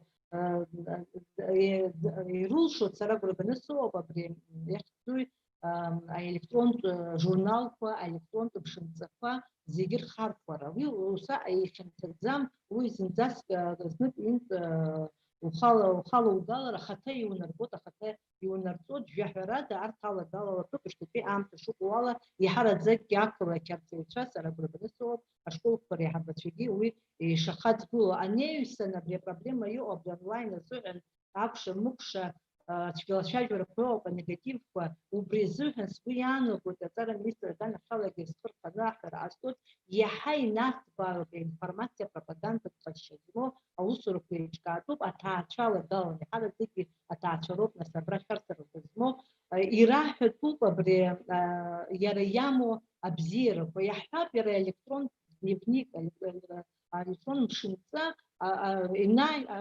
дарбанзаалакгьы аҭаацәа иаазыркуеит иахәаԥшуеит иахьа хәыҷы иоуз ахәшьара анеҩсан ашықәса иҭагӡаны иаҳҳәап иахәшьарақәа еицылоит средний балл ҳәа иҟоу убри зегьы иара игәеиҭар ауеит заанаҵы убри дахылаԥшыр ауеит дацклаԥшыр ауеит иаҳҳәап арҵаҩы абри ашколаҿ даннеиуа мацароуп хаҭала ашколаҿ днеироуп ахәыҷы идневникгьы ыҟоуп иашак амшынҵаҟа ажурнал дахәаԥшырц азыҳәан хаҭала ашколаҿ днеи иаартны дахәаԥшыроуп ари иара аҩны дыштәоу ианааиҭаху иааиртуеит ахәыҷы иахьа ашколаҿы иоуз ахәшьара ихы мҩаԥгашьома ашкола ажурналаҿ уа инырҵоит насгьы комментариақәа ҟарҵоит арҭ зегьы ишԥарҳәо онлайн режиме аҭаацәа ироуит азыҳәан даара иманшәалоуп абзиараӡақәа иамоу зегьы еилкааны идырны ирызнагатәуп арҵаҩцәа иҟалап иара ателехәаԥшраҿгьы ахгыларақәа аҭахызароуп иганахьала абри анегатив иҟоу ахәыҷык арԥсыҽра аҭахуп абзиаӡарақәа цәыргатәуп уи акы ҩба нас аамҭа ҳаҭны аамҭа ҳашьахьаланы ҳҟалар ҳҭахызар арҭ аҿыцрақәа зегьы ҳҵалароуп ҳмаашьароуп адаптациақәа ҟаҳҵароуп иара аҷаҳ иуацәажәоит арҭ аресурсқәа зегьы сҳәарҭисҭаху иара ара иахьа просвещение аӡбахә иҳәон Инал Соломон-иԥа ирацәоуп абри учи руаӡәгьы цәгьала иманшәалоуп стай смарт ҳәа абри адаскаиеп иахьӡу адҵақәа ахәыҷқәа аҽаршьцыларақәа иара ихаҭа абри интерактивтә ҟазшьа аҭаны абас ахархәара ауеит убри аганахьала даара ибзиоуп арҵаҩцәа рхы иадырхәалар аҵаҩы абри бзиа имбо иара цифратә технологиа бзиа имбо бзиа изибо адысҭатәоу телефон ҳамҳәо убри ацифратә технологиаҿы иҟоу азнеишьақәа хадақәа убри абрахь аҵаратә процесс ахьиагатәуп арҵага ахьиагатәуп атренажер атетрадқәа рахь иигатәуп аҵақәа зегьы убыс иҟаҵатәуп абри интерактивтә ҟазшьа аҭаны аинтерес иоуа абри абарҭ даныхәмаруа ахәмаррақәа рҿы абри аҩаӡарак первый уровень второй уровень шыҟоу еиԥш абри даланагаланы абри ахәмаррақәа рҿыхәмаруеит убыс аҵақәа убыс иҟаҵатәуп абарҭ амаҭарқәа рҿы убри аганахьала ҳаргьы абри аелектронтә рҵагақәа ҳара уажәы хықәкы саԥеиԥш анысҳәо нас иахьатәи шышьақәгылоу ҳатрадициатә рҵагақәа шышьақәгылоу идыруеит шәара убри азыҳәан салацәажәоӡом ари ҳаԥхьаҟагьы ҳалшарақәа ҳԥеиԥш иаганахьалоуп иҳараӡакгьы исҳәо абарҭ ҳарҵагақәа аелектронтә ҟазшьақәа рыҭатәуп зегьы уи иаӡбоз абригьы апроблема ыҟоуп абарҭ арҵагақәа рзымхараҟьа даара ирацәаны финанс аганахьалагьы иаҳа имариоуп абри аелектронтә вариантқәа ҟаҳҵалар убри аганахь ацифровизациа аҭахуп зегьы убри арҵага абри иара ахьӡу абарҭ интерфейсқәа шыҟоу еиԥш убыс аформатқәа аҵаны убыс асахьақәа аҵаны ахәыҷы ани ақьаад акәымкәан ақьаад уи жәаҳәарада ақьаад ресурсқәагьы аазароуп уи мап ацәигӡом аӡәгьы аха абри абас ианырбалак абри арҵага шәҟәы иаҳагьы даланахалоит нас убра абри ҩаӡарала актәи аҩаӡара аҩбатәи аҩаӡара абас ауровенқәа дырхысуа ҵақәа рыҟаҵара даналагалак иаҳагьы амаҭәар уа иқәнаргыло азҵаарақәа амаҭәар аҵакы изымдыруаз раҭак изыҟаҵаӡом убри азыҳәан убри иаҳа даланагала интерес инарҵо амаҭәаргьы инарҵоит абас ишьақәыргылатәуп ҳаԥхьаҟатәи ҳусуроуп иганахьоуп ҳара хаҭала ҳусура иахьатәи ҳусура аиҿкаара аганахьала ҳазызхәыцуа убриоуп хықәкыс иҳамоу убриоуп ҳара иҳаԥхьаӡеит абри аҩымыз хымыз насуа абарҭ специалистцәа ҳарзҵааит абри интернет аганахьала иаҿу ҳара методика аганахьала ҳинститутаҿ ҳаиқәшәараҿы ус иҳаԥхьаӡеит ҩымыз хымыз ԥшьымыз рыла абри фышәуроуп ҟауҵар ауеит фышәуроуп фышурок тахгалар интернет ресурс фурча хабриха рахматар пирзны фыш урок ежею картече рушут по максимуму, это минимум, да, это средний показатель даже. Я по максимуму я хангил что-то, бас я хочу юрцара цифры харфаку харфаши я харцара учара пояхтар. А бар тигизигине черпшны фык бжифу урок шим згу языка тозар шиюни жук школа азарапсны ушта хыфша шаю юни процент все равно в республика хват алот убегана хала дара усахуро уи нас хапка обшдзала уи елка усуп нас школа я хапка хахо хсан дует уи обшдзала ваш وسط خط عرض ويا تحطك يروسك تلقي عرض ريسورس وشتا ويا بصفة حمد زم وتلقانا خلا هي وصورة صلارك وبيزوين أبري أونلاين ترى يا شو أيو بيزوين نرتاج ميثودية ليتراتورة في أساتوب وتندس تشوف يخطي حتى ديت تلاقى أو تسمكو نريشة عشان سخة كامو عشان فورمة كامو وبيجانا خلا سرا شيء تجاه كريه أستو абсолютно харат университеточки يخم فدتنا يلا قال توب ترى أرتوي زخة ترى شو كورس كويتشدو كورس كوبرت يران لاين وروكوش أتتو أديستانت وروكوش أتتو يرو باسكي أبرت نافركي دا أبرت أتسيفر التكنولوجيا خ عارفة ترى يحا ويش سويانا قلت نسوي كمبيوتر تكنولوجيا فكان خلا شالا دالو كمبيوتر ترى شو كما بيقول حتى تجيب تشوف عشان تزوروها يحا ينارت باتوب يحا يتسكي وبريدان خالي على بيرد даже في فريقي على قلادوزر إسبانيا حام كتسيو. أنا يسمى كم أكبر كورجير فيت на математика, физика, естественно математический цикл блок череду шамо арха агишао. Я шуб جهرادة أرتا مكاركوا خم فدا في جرا رمو بخدي عم شحنة بوالا. أخيوه بتشجعنا جرب زيد زيك سر يبزين سكوبو أقومنيتا بري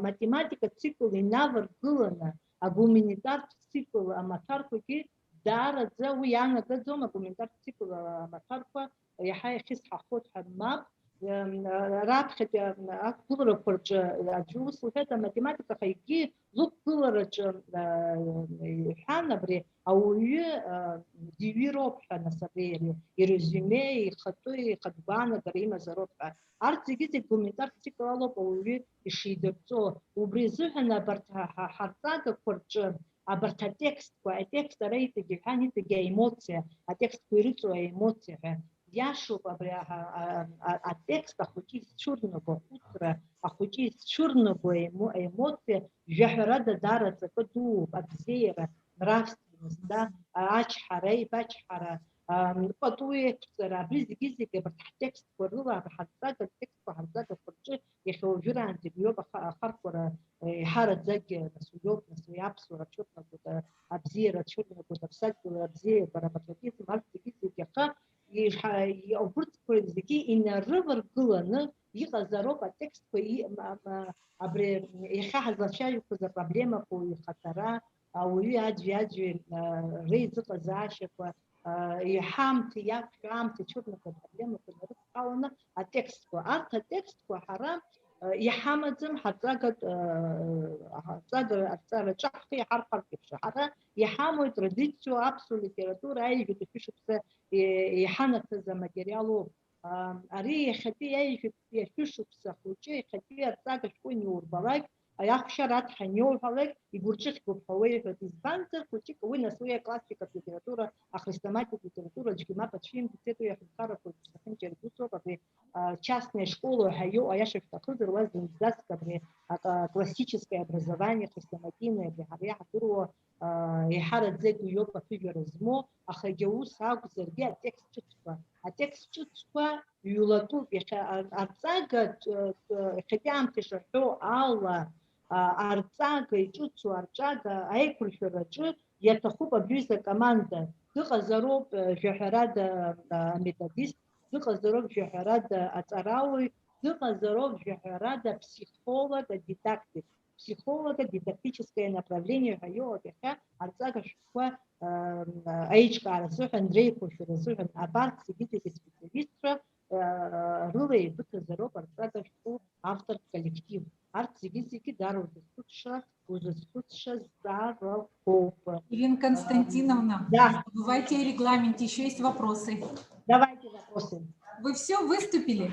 Да, я уже как-то вот как раз... это единственное. Оказывается, опять-таки, вот исходя из того последнего даже выступления, вот наша традиционная система, это все-таки вот такие навыки, которые мы все знаем, стандартные, это зумы, да, знания, умения, навыки. Это вот то, как мы сегодня строим процесс обучения, это то, как мы сегодня разрабатываем и методику учебной, и содержание самих учебников. То есть есть знания, есть умение ребенка воспроизвести вот этих знаний. Сегодня, когда мы все-таки, это уже не говорится, это уже давно говорится, нужно переориентироваться, это личностно, во-первых, это личностно ориентированное обучение, то, о чем, исходя из того, что было еще сказано сегодня, вот от выступающих, это вот когда он должен о себе говорить, о себе представить, это вот, значит, и система образования должно быть ориентирована на его способности, чтобы всех подряд не учить всему, как говорится, по одной программе. И вот это все универсальные учебные,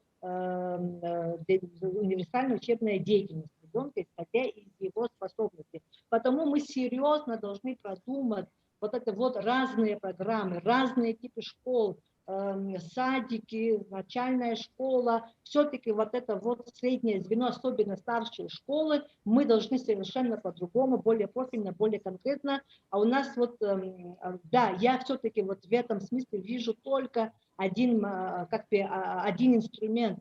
Школы должны быть территориально отделены друг от друга. В том, как я имею в виду, какие школы. Начальное звено отдельно, может быть начальное и вот это среднее до 9 класса, 10 и 11 классы совершенно как бы территориально другие школы. Почему? Потому что у нас сегодня такая традиция, если ребенок пошел в 1 классе, и они уже, дети, вот классы разбиты, да, вот это вот А, там, Б, допустим, и дети привязываются друг к другу в классе, даже учитель, уже школа, руководство школы хочет их распределить по профилю, по способностям, идет серьезное сопротивление и родителей, даже учителей. Чтобы вот это вот как-то смягчить, нужно четко обозначить способности и говорит, вот эта школа вот с этим уклоном, другая школа. Ну, в общем, тут много чего, инструментарий много, и я думаю, даже в наших условиях многое можно применить. Спасибо, Ирина Константиновна. Вот тут есть ряд вопросов, хочу вам их задать. Только, пожалуйста, постарайтесь вкратце, но емко. Если получится. Да, ну постарайтесь. Так, вот тут один вопрос. Первый вопрос. Какие методики сейчас используются в школах для изучения абхазского языка? Вот поступил... Так, для изучения, да, это вопрос, спасибо за вопрос. Ну, какие методики? Методики, то, что мы обычно применяем, традиционные методики, это то, что вот практикуется в наших школах применительно к нашим же традиционным учебникам. Я говорила в своем выступлении, почему они традиционные. Далее, наряду с этим мы последние вот 2 года очень серьезно думаем, мы всегда об этом думаем, но последние 2 года мы вот конкретно занимались разработкой совершенно нового подхода и новой методики, методика, которая построена на модели языкового погружения. Для этой программы, вот почему, я не буду много говорить, потому что это час с чем-то будет, почему сегодня, допустим, не получается, да, плохие результаты, которые нас не устраивают. Почему? Потому что у нас сложилась вот эта система образования, которая у нас сегодня практикуется, она абсолютно не дает возможности развития абхазского языка. Это вот та система, которая родилась еще вот, как говорится, в то время, когда только вот язык обучения это русский язык обучения в основном сегодня в наших школах, и только есть один предмет абхазский, имеется в виду уже в среднем звене, и одним предметом нельзя без расширения функциональности языка, только через один предмет, без внедрения языка в другие предметы невозможно, какую-то там методику не разработала, абхазский язык всегда будет показывать вот такие слабые результаты. Для этого нужно создавать другие типы школы, школы, построенные на модели языкового погружения. Просто не буду больше углубляться, это практикуется во всех странах, где решили вопрос с обменом языков. Это опыт мировой. Единственное, хочу сразу, как бы вот даю информацию для облегчения, это не означает, что будет только один язык, да, это означает, если мы построим вот эту модель школы на языковом погружении, то наши выпускники, мы будем построить так методику и процесс обучения, что они будут знать, выпускники, 3 языка. Сегодня наш выпускник знает только один язык, это там говорят насчет английского языка, но английский язык только без дополнительных усилий, затрат родителей этому школа дает. Я хочу, чтобы вы это четко осознали. А мы должны построить модель обучения и образования, когда выпускник будет спокойно получать знания на 3 языках, он будет учиться. Это уже разработанная, это уже представленная модель министру образования. Я знаю, что министр образования в принципе это приветствует, может быть какие-то корректировки, но в принципе вот такая схема. Школа называется с языковым погружением. Это другие школы, они не смешанные с этими школами, где сегодня мы ничего не получаем. И не абхазского языка, в принципе плохо знаем и русский язык, практически не знаем английский язык. Это вот та система, которая сегодня установлена. Это вот параллельно мы создали вот другую. Если я вас уверяю, что эта модель языкового погружения даст блестящие результаты и по абхазскому языку тоже. Спасибо большое, Ирина Константиновна. Последний вопрос, но я вас очень прошу укоротить свой ответ. Постараюсь. Очень хочется упростить, я читаю с чата, вот Коля Фатима прислала. Очень хочется упростить учебные книги, особенно в начальных классах.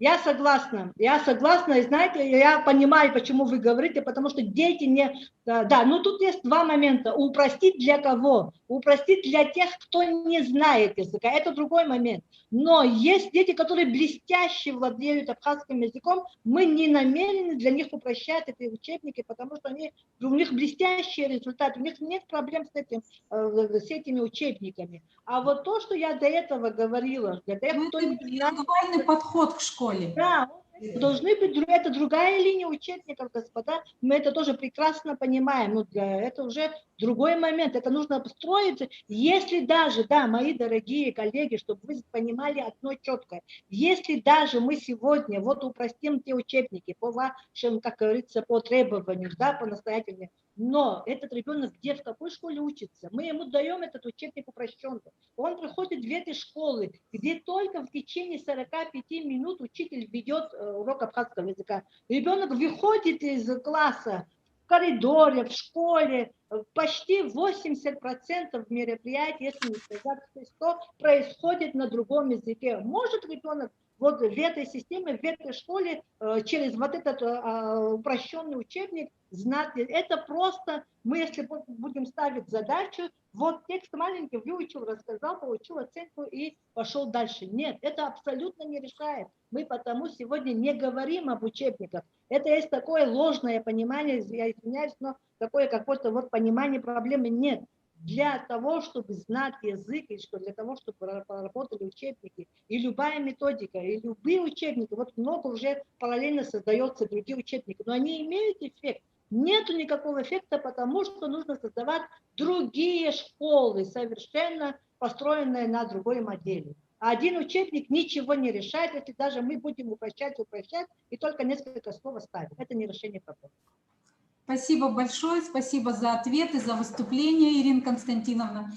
А теперь мы подходим к той части, о которой было сказано в самом начале моего приветственного слова.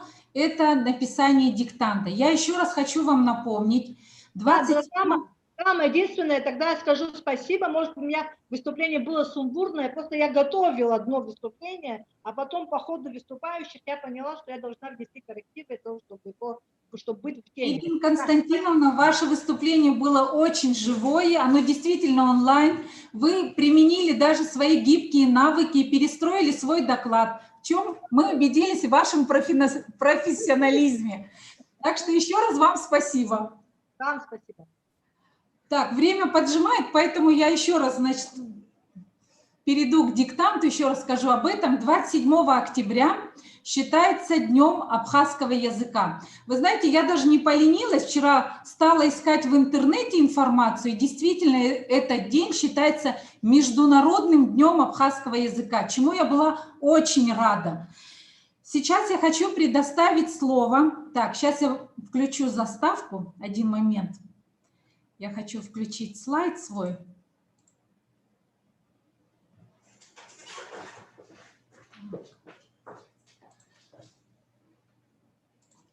Сейчас, минутку, теперь у меня небольшая заминка.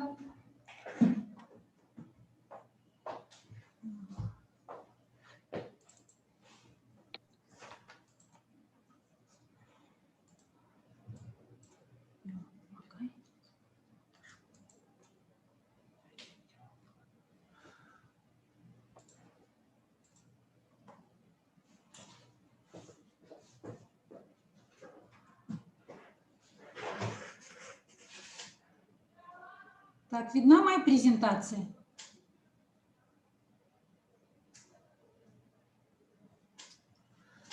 Да.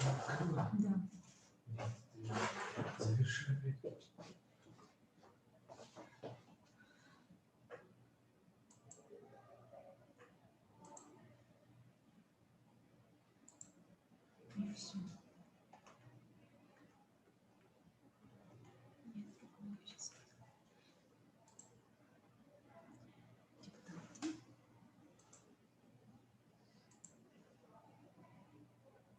Так, моя презентация видна всем?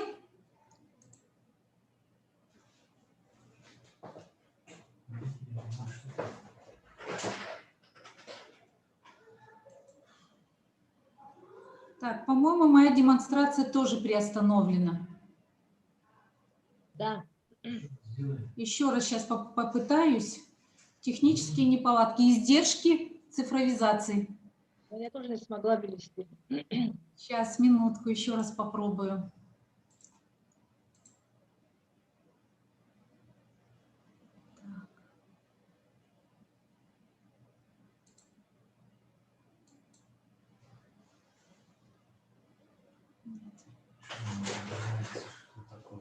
Ну ладно, я тогда так тоже озвучу содержание моего слайда, чтобы время не терять, и предоставлю слово.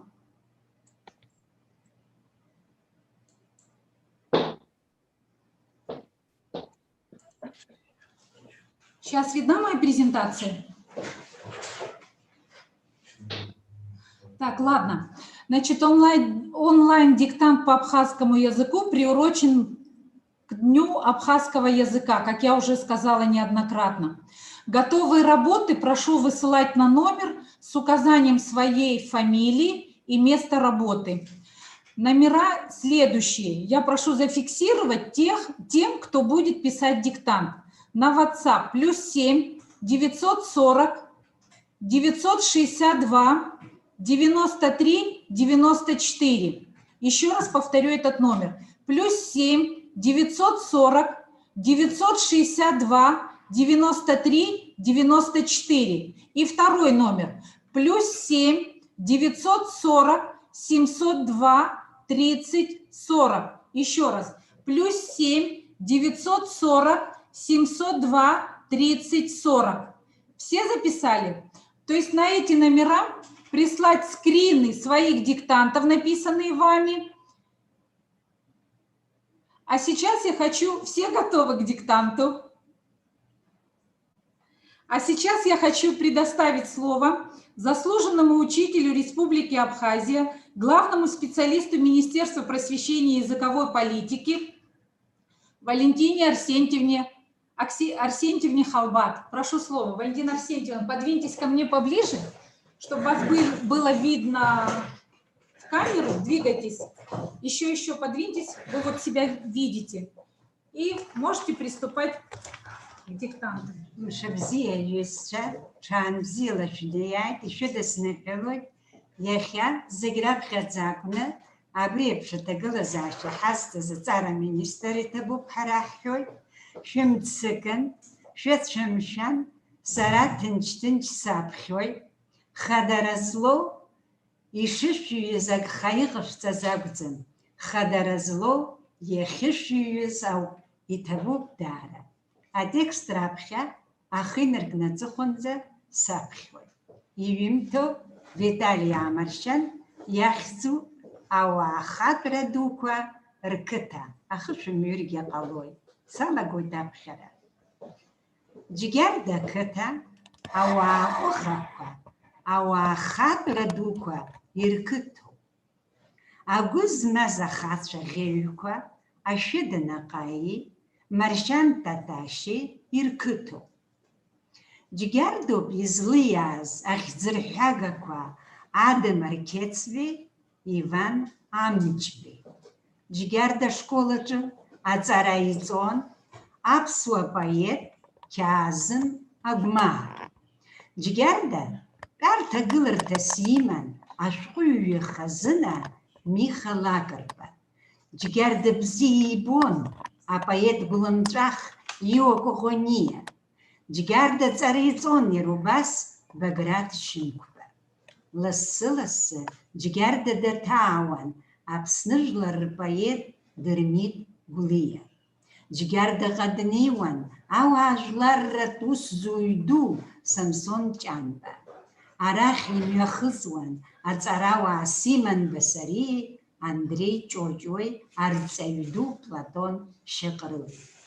Џьгьардаҟа лассы-лассы инаукатә експедициақәа иманы днеилон аетнограф, аҭоурыхиҩы Шалуа Денис-иԥа Инал-иԥа. Џьгьарда ицқьаны, ҵакыла ибеианы, уаҩы иџьеишьартә еиҿкааны ирҳәон рхатәы бызшәа, аԥсшәа.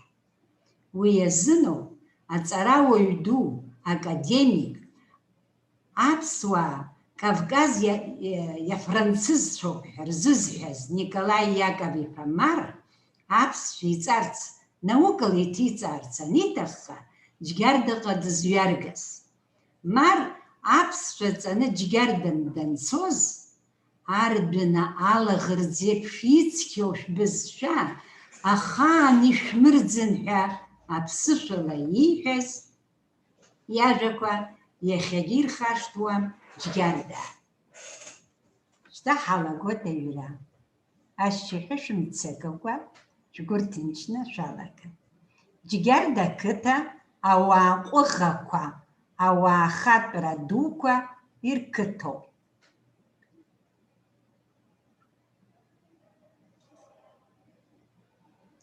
Џьгьарда ақыҭа ауаа ҟәыӷақәа, ауаа хатәра дуқәа ирқыҭоуп.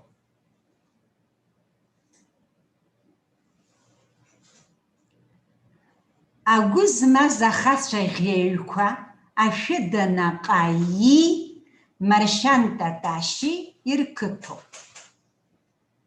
Агәы змаз ахацәа ӷьеҩқәа ашәыда наҟааи, Маршьан Таташьи ирқыҭоуп.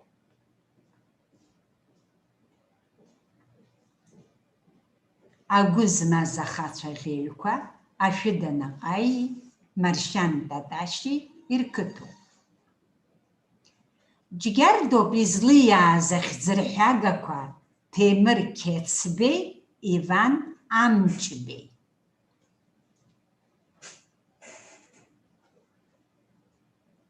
Џьгьардоуп излиааз ахьӡырҳәагақәа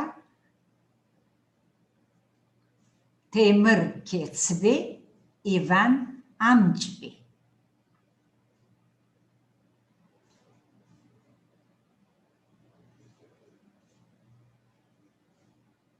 Џьгьарда ашколаҿы аҵара иҵон аԥсуа поет Қьаазым Агәмаа.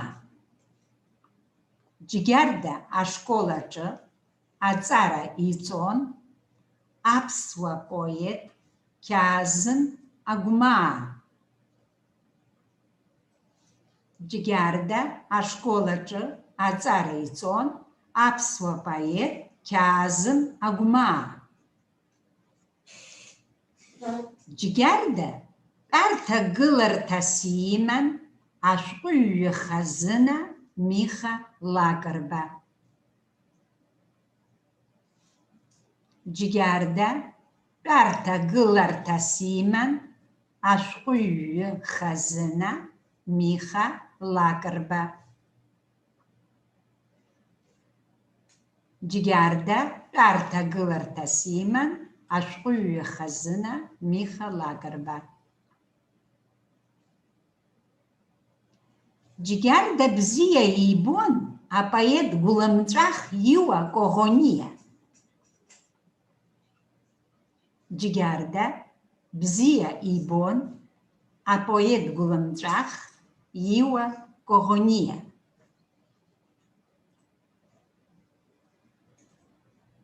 Џьгьарда бзиа ибон апоет Гәлымҵәах Иуа Коӷониа. Џьгьарда ҵара иҵон Баграт Шьынқәба. Џьгьарда аҵара иҵон Баграт Шьынқәба.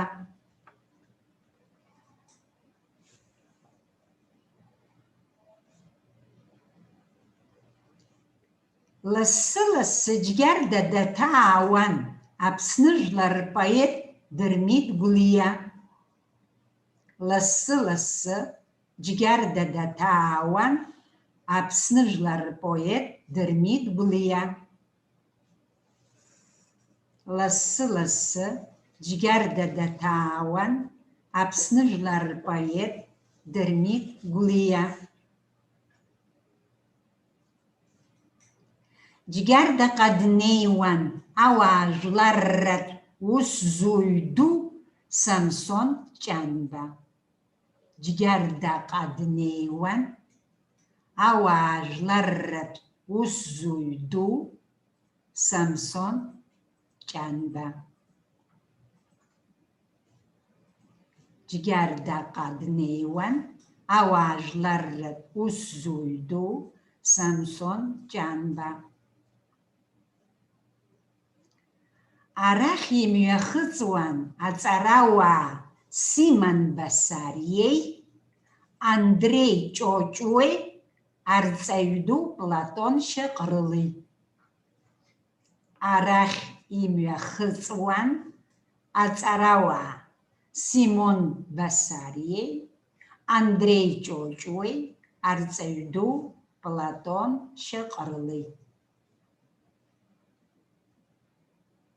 Арахь имҩахыҵуан аҵарауаа Симон Басариеи, Андреи Ҷоҷуеи, арҵаҩ ду Платон Шьаҟрылеи. Џьгьардаҟа лассы-ласс инаукатә експедициақәа иманы днеилон аетнограф, аҭоурыхҩҩ Шалуа Денис-иԥа Инал-иԥа. Џьгьардаҟа лассы-лассы Џьгьардаҟа лассы-лассы инаукатә експедициақәа иманы днеилон аетнограф, аҭоурыхҩҩ Шалуа Денис-иԥа Инал-иԥа. Џьгьардаҟа лассы-лассы инаукатә експедициақәа иманы днеилон аетнограф, аҭоурыхҩҩы Шалуа Денис-иԥа Инал-иԥа.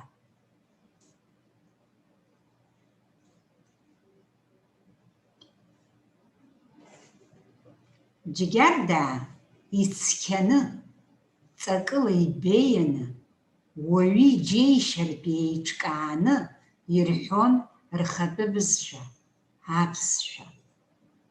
Џьгьарда ицқьаны, ҵакыла ибеианы, уаҩы иџьеишьартә еиҿкааны ирҳәон рхатәы бызшәа, аԥсшәа. Џьгьарда ицқьаны, ҵакыла ибеианы, уаҩы иџьеишьартә еиҿкааны ирҳәон рхатәы бызшәа, аԥсшәа. Уи азыноуп аҵарауаҩ ду, академик, уи азыноуп, аҵарауаҩ ду, академик, аԥсуаа Кавказ иафранцызцәоуп ҳәа рзызҳәаз Николаи Иаков-иԥа Мар. Уи азыноуп, аҵарауаҩ ду, академик, аԥсуаа Кавказ иафранцызцәоуп ҳәа рзызҳәаз Николаи Иаков-иԥа Мар аԥсшәа иҵарц, наукала иҭиҵаарц аниҭахха Џьгьардаҟа дызҩаргаз. Уи азыноуп, аҵарауаҩ ду, академик, аԥсуаа Кавказ иафранцызцәоуп ҳәа рзызҳәаз Николаи Иаков-иԥа Мар аԥсшәа иҵарц, наукала иҭиҵаарц аниҭахха Џьгьардаҟа дызҩаргаз.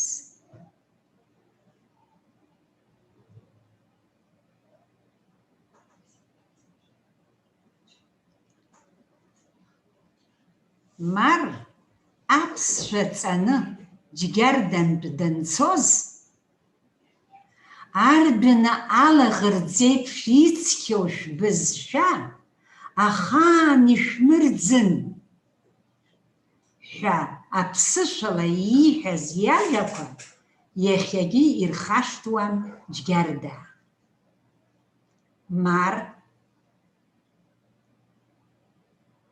аԥсшәа ҵаны Џьгьардантә данцоз, ардәына алаӷырӡеиԥш ицқьоу шәбызшәа ахаан ишәмырӡын ҳәа аԥсышәала ииҳәаз иажәақәа иахьагьы ирхашҭуам Џьгьарда.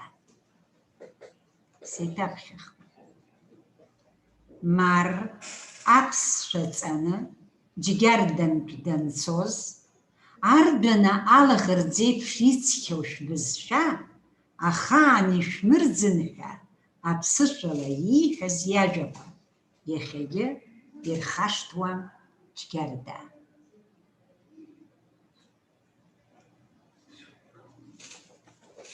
Ихьымӡаз, аҿарҵәиқәа ахьаҭаху, ааҭгалара ахьаҭаху саԥхьарала игәашәҭ. Аханатә салагоит. Џьгьарда ақыҭа ауаа ҟәыӷақәа, ауаа хатәра дуқәа ирқыҭоуп. Агәы змаз ахацәа ӷьеҩқәа, Ашәыда Наҟаи, Маршьан Таташьи ирқыҭоуп. Џьгьардоуп излиааз ахьӡырҳәагақәа Ҭемыр Қьецбеи, Иван Амҷбеи. Џьгьарда ашколаҿы аҵара иҵон аԥсуа поет Қьаазым Агәмаа. Џьгьарда арҭагыларҭас иман ашәҟәыҩҩы хазына Миха Лакрба. Џьгьарда бзиа ибон апоет Гәлымҵәах Иуа Коӷониа. Џьгьарда ҵара иҵон Баграт Шьынқәба. Лассы-лассы Џьгьарда даҭаауан Аԥсны жәлар рпоет Дырмит Гәлиа. Џьгьардаҟа днеиуан ауаа жәларратә усзуҩ ду Самсон Ҷанба. Арахь имҩахыҵуан аҵарауаа Симон Басариеи, Андреи Ҷоҷуеи, арҵаҩ ду Платон Шьыҟрылеи. Џьгьардаҟа лассы-лассы инаукатә експедициақәа иманы днеилон аетнограф, аҭоурыхҩҩы Шьалуа Денис-иԥа Инал-иԥа. Џьгьарда ицхьаны, ҵакыла ибеианы, уаҩы иџьеишьартә еиҿкааны ирҳәон рхатәы бызшәа, аԥсшәа. Уи азыноуп аҵарауаҩ ду, академик, аԥсуаа Кавказ иафранцызцәоуп ҳәа рзызҳәаз Николаи Иаков-иԥа Мар аԥсшәа иҵарц, наукала иҭиҵаарц аниҭахха, џьгьардаҟа дызҩаргаз.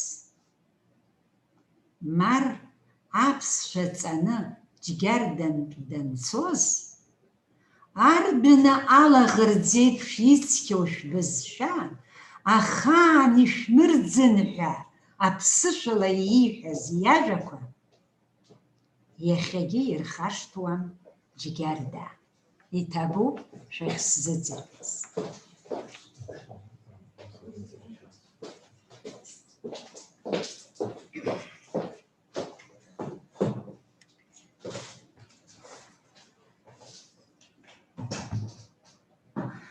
Валентина Аксентьевна, Табуп Идарадзе. А теперь на сегодняшний день программа нашей конференции исчерпана. Хочу напомнить о завтрашнем дне и о повестке завтрашнего дня. Выступать будут завтра 3 спикера с перерывом.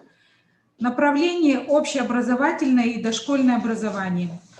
Спикеры, эксперты в области образования, педагог, магистр психологии, а также спикер, парный семейный психолог. Меня видно? И 3-й спикер – это диетолог, клинический психолог. Начало конференции в 11:00. Но хочу сказать следующее, чтобы не получилось, как было сегодня, подключение у нас затянулся этот процесс. Начало конференции, повторяюсь, в 11:00, а подключение в 10:00. Особо обратить внимание координаторам, так как у нас лимит подключения на площадке Zoom по времени не ограничен, а в отношении участников у нас только 100 подключений, остальные могут смотреть на нашем YouTube-канале. Поэтому я очень прошу координаторов подключать, то есть эти 100 мест должны быть как бы заняты в первую очередь спикерами, чтобы так не получилось, что они остались у нас вне площадки, а потом уже по мере поступления ваших заявок. Мы сегодня смотрели, как транслируется наша конференция на YouTube-канале. Хочу вам сказать, что она транслировалась очень хорошо, качественно. Задержки не было практически. Это тоже как бы радует нас. Диктанты мы ждем. Присылайте скрины ваших диктантов на те телефоны, которые я вам указала. Надеюсь, их повторять не надо будет или еще раз повторить? Повторить телефоны? Кивните мне рукой. Так, я тогда в чате напишу телефоны на WhatsApp, куда вы можете скинуть скрины. Так, еще раз хочу напомнить чисто технические моменты нашей конференции. Что я хочу сказать? Значит, каждый выступающий, те, кто следят на протяжении всех 3 дней, участвует в нашей конференции, это слушатели. Каждый выступающий спикер в своем докладе поместил 1 пазл с буквой. Просьба собрать эти пазлы и получить слово. Те, кто пришлют нам полученное слово, будут как бы награждены сертификатами участника нашей научно-практической конференции. И еще что хочу сказать, я как бы... В чате, пожалуйста, будьте более активны. Вопросы не... Задавайте побольше вопросов, комментируйте. То есть какие-то указания нам, потому что для нас это тоже все новое. Мы это все будем принимать во внимание, чтобы в следующий раз у нас работа прошла на более лучшем уровне. Еще раз повторю, завтра конференция начинается в 11:00. Подключаемся в 10:00.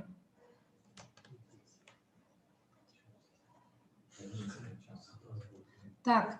Ну все, на этом я рада еще раз вас приветствовать на нашей конференции. Еще раз огромное спасибо спикерам. Доклады были очень емкие, интересные. Особенно, что касается вот это гибкие навыки. Да, впрочем, все спикеры были очень интересны. Большое спасибо, ждем вас завтра. Абзерас.